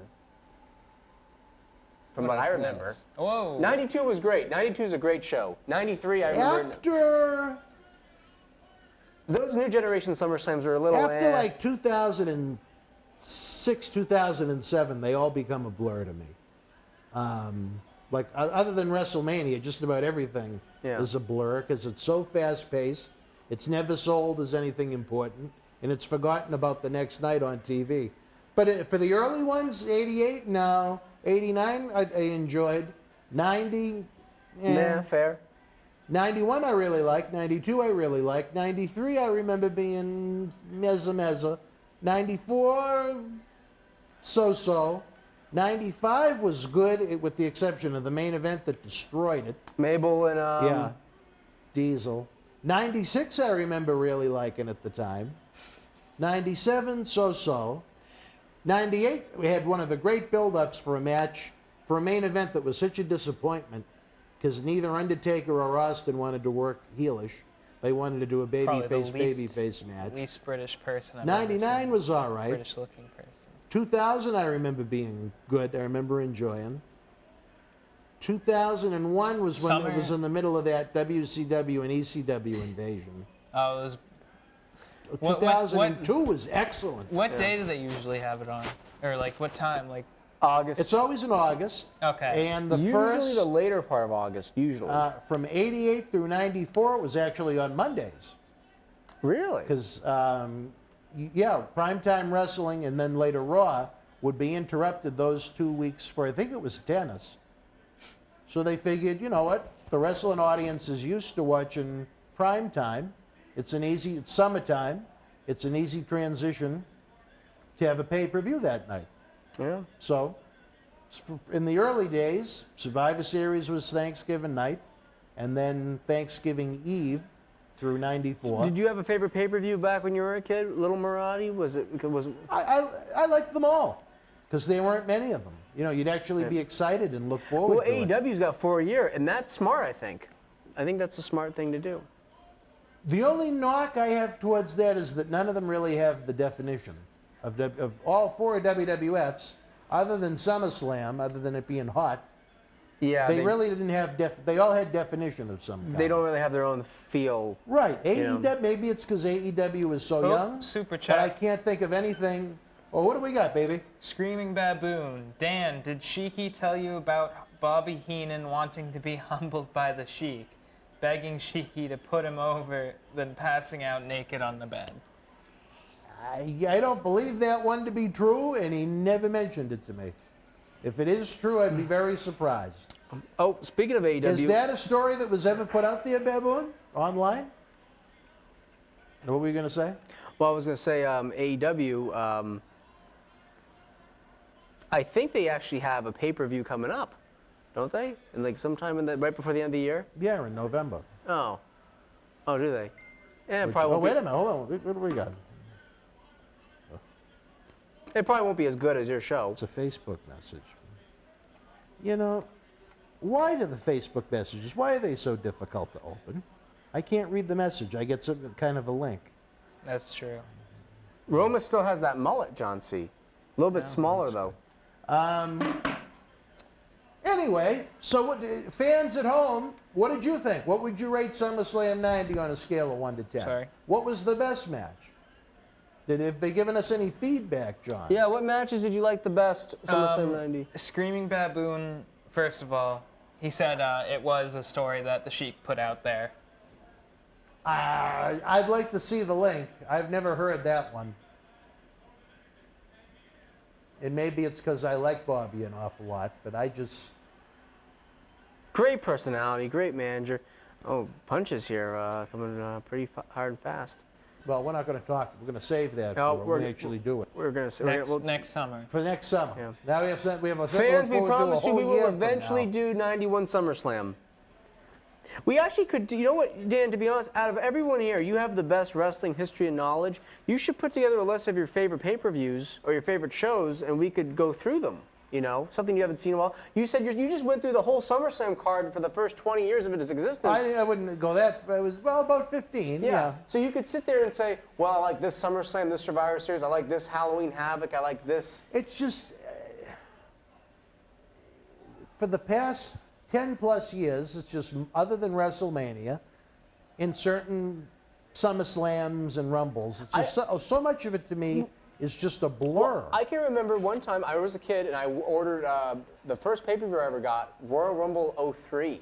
That was a great Rumble. I don't know if you remember that Rumble. It was in Benoit and Boston. Angle. It was Benoit and It had Angle. one of the best world title matches I've ever seen, and it had one of the worst And, Triple world H title and, matches I've ever seen, all on the same show. Yeah. But it was a good show from what I remember. Yeah, it was, other than that one match, yeah. Yeah. The Rumble itself, the fans were hot for. Obviously, Benoit and Kurt Angle was a tremendous match. Triple H and Scott Steiner was horrendous. Who do you put that on more, Steiner or Triple H? You want to know what? I put it on Triple H for the simple fact that he thought he was Ric Flair and he could get 20 minutes out of a broomstick. And he could not. Yeah. And at that point in time, he was very enhanced Triple H. He was very bloated. He was, I'll say this, if you go back and look at Triple H's work in 2000, early 2001, before he got injured, he was probably the best in the business. When he came back way too big. Well, he was really almost shredded immobile. at first. He was extremely shredded at first, and then in a couple of years he got bloated. I mean, he started looking like Hercules after a while. It was, he wasn't Ric Flair, When and he wasn't. If it was 2000 or 2001 Triple H, that match would have been better than it was. But I don't think it should have gone 20 minutes. And I was thinking about Triple H too. To your point, he was physically bigger than Flair. He should have worked a little bit bigger of a bigger man's pace and a bigger man's style. But I think against Steiner was a guy who by 2003 Steiner was 40 years old just about, and he was already beat done. up. He was beat up. He had a bad foot. He was immobile. He was immobile by the end of WCW.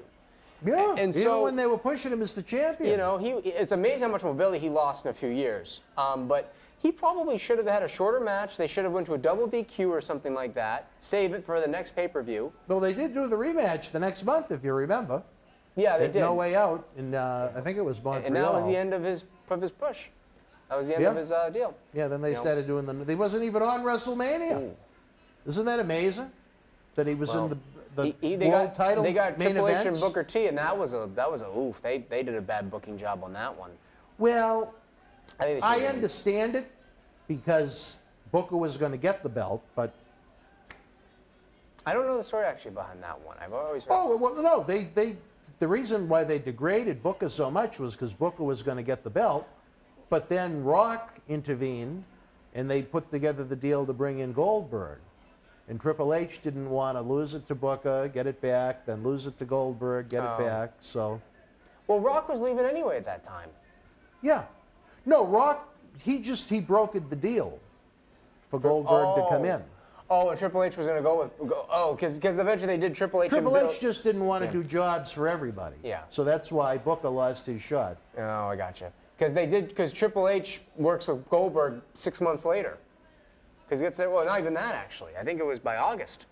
Or September. Yeah, Elimination Chamber was the first time. September, they had he loses the title to Bill and Goldberg. then they had the singles match, Unforgiven. And they, you know what? They made a big mistake because, not to go through SummerSlam history way out of order, but they wanted it at SummerSlam 03, and they didn't give it to them. And I think he, again, lost a lot of steam when he first came in, and they put Goldust's wig on him, and they tried to turn him into the sports entertainment Goldberg. Well, I agree with that. And here's the thing. Rock has that epic match with Austin at 19. Austin leaves. And then Rock jobs to Goldberg the next month and leaves. So they really should have ended it together. If they were going to leave, they should have left together as opposed to like, well, you know, but they wanted, like you said, I guess Rock wanted to help Bill come in and lose for him. And And I remember the match well because Goldberg and Rock was in Worcester. And Linda Marotti actually went to that one. I will say, I think if Rock had stayed, Super Chat. business would have stayed up a little bit longer.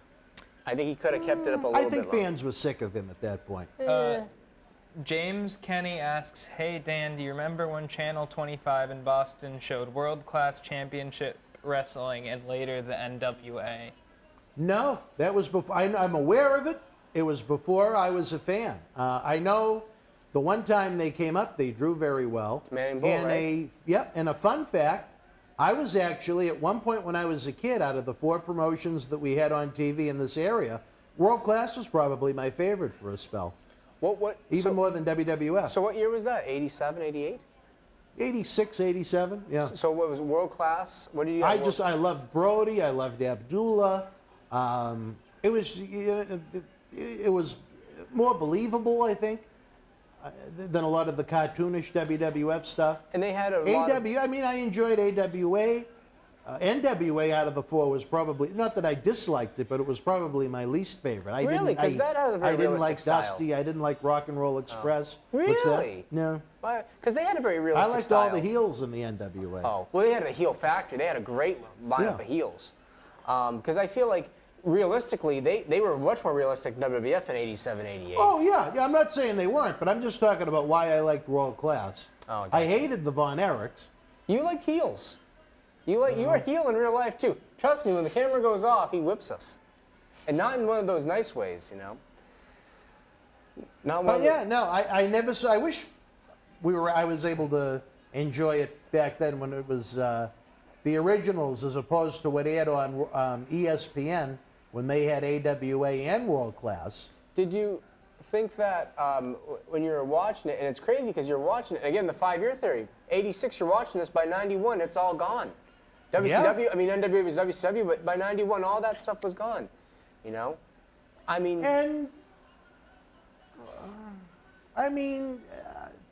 Not to say that they were doing great, but neither of them were dead in 86, 87. I think World Class was doing okay business-wise up until about 86. And then I think AWA, same kind of thing. They'd have little blurts and spurts here and there, but by the time the late 80s came, most of the territories were kind of done business-wise. They overdid it with the deaths of the Von Erich kids. Geez, thanks. Did I miss a Super Chat question? No, I just read it. What was it? It was the Channel 25 one. Now, I'm sorry. I'm sorry, Phil. I don't like the Von. I was never a Von Erich guy. None of them. Was there any baby faces you liked? Hogan? I liked Hulk. Warrior? Anything? Warrior. You're talking about when my favorite was when I was first started watching was actually George the Animal Steele. You would like George Steele, I bet. Yeah, I love George Steele. He was my favorite. I liked Piper when he was a babyface. I thought he was great. I was really sad when he retired. Hulk I liked. But I remember in the Hearts and the Bulldogs feud, I was a Hearts guy. As a heel, you like the Hearts. I resented the fact that Steamboat beat Savage instead of George Steele, because George Steele had about 6,000 shots at Savage for the Intercontinental title. He worked him pretty much, half of 86? Oh, yeah. At WrestleMania 2 as well. Yeah. But anyway, guys, we had a lot of fun. That super chat button is open if you had fun with us. We will be back next Sunday with Sunday Night Live. What are we going to do? We're going to have to put up a poll. Put up a poll of something you like This or week. anything you think of. And Should we start with Halloween Havocs? We're already started on SummerSlam 91. We're at match 2. We might as well. I think a Halloween Havoc would be cool, but if you want to save it for later, I think a Halloween Havoc would be cool, though. I think it would be cool. Well, I'm going to ask you guys right now, would you prefer a month of Halloween Havocs? We'll give you what you want. We have no problem with that. I wouldn't mind Halloween Havocs. Loose cannon, yeah, you might not be wrong about Stephanie. I think she's very beautiful. I just don't like the fact that sometimes they dress her in a way where she's taller than the men. So I ask you guys, do you want Halloween Havocs? Do you want where we have our Back to the 90s event coming up? I didn't put the ticket information up, which I should, because I know everybody in the Northeast is going to want to be with us for our 20th anniversary celebration, Saturday night, November the 13th, from the historic Memorial Hall in Melrose, Massachusetts. There's only one person I can think of that would like to be there that won't be there, but hopefully that'll change. But here's where you can get your VIP packages and tickets. I know our friend Smokey is coming up all the way from Virginia for the big event. Smokey! And I know a lot of you other great fans are going to be with us. Den Fan will be there. For sure. Now, see, they keep talking about Stephanie. Oh, Big wants some Havocs. Big, I'm gonna look into that Godfather picture thing for you. I think I have your answer.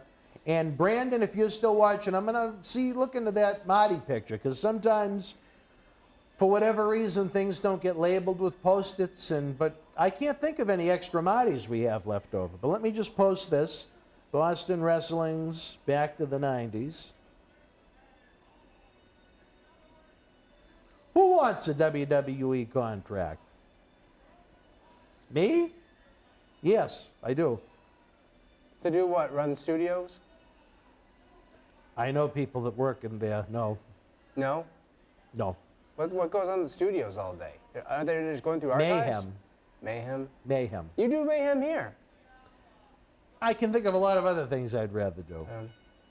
And I really wouldn't. I'll bite my tongue. Now, this was Madison Square Garden? Sold out MSG. All right, fans, we're getting ready to wrap it up. Any final thoughts? Any match of the night? Any scale of ratings 1 to 10? Any super chats to help us keep the lights on so we can do this again next Sunday? She was a 6. Not a big fan. Well, who? Stephanie McMahon. Was what? They rated her a 6. I was talking about SummerSlam, not Stephanie. I thought the SummerSlam show was fun. It wasn't the best show in the world, but it wasn't the worst. I thought it was a decent show. That's I think 6 is fair. I think you'd enjoy this show a little bit more. But I thought match of the night, I'll say it, Warrior Rude. You've convinced me. Yeah. I'm going with Warrior and Rude. Warrior and Rude. Was Stacy Keibler a 10? Yeah. She was pretty close, but the only thing, little too tall for my liking. I'd say a 4. A 4? Well, no, she's a pretty girl. I'm not really attracted to her, though, so I should take that way. Number 3. All right, fans. Could Stacy Keibler be number 3? Is that a question you're asking? I don't know. John C., baby, as much as we've had fun tonight, I wish we had Wrestling Insider Stern but Fair, but unfortunately, it didn't record.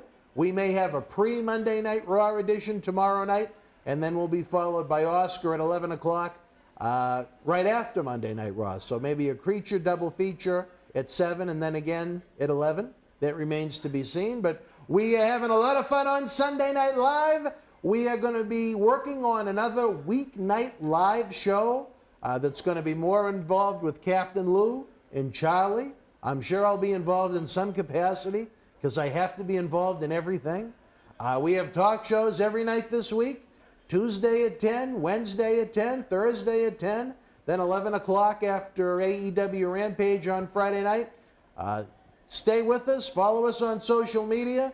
Patreon.com/Boston Wrestling is the best way to join the Boston Wrestling family. If you're interested in seeing all those great New Jack episodes early, all of them are on the Patreon now. if you want to check that out. So for my partner in crime, Charlie Wilson, the man that's still looking for number 3, as well as John C. Riley, the stunt double himself, we thank you for joining us. Until we speak again, you and yours, be well. Geez, all right, you can still sit down. Oh, you're showing off those gassed up arms. Yeah, my 12-inch biceps. All right, well, I don't know about that. 12-inch something, but until we speak again, folks, good night from Boston.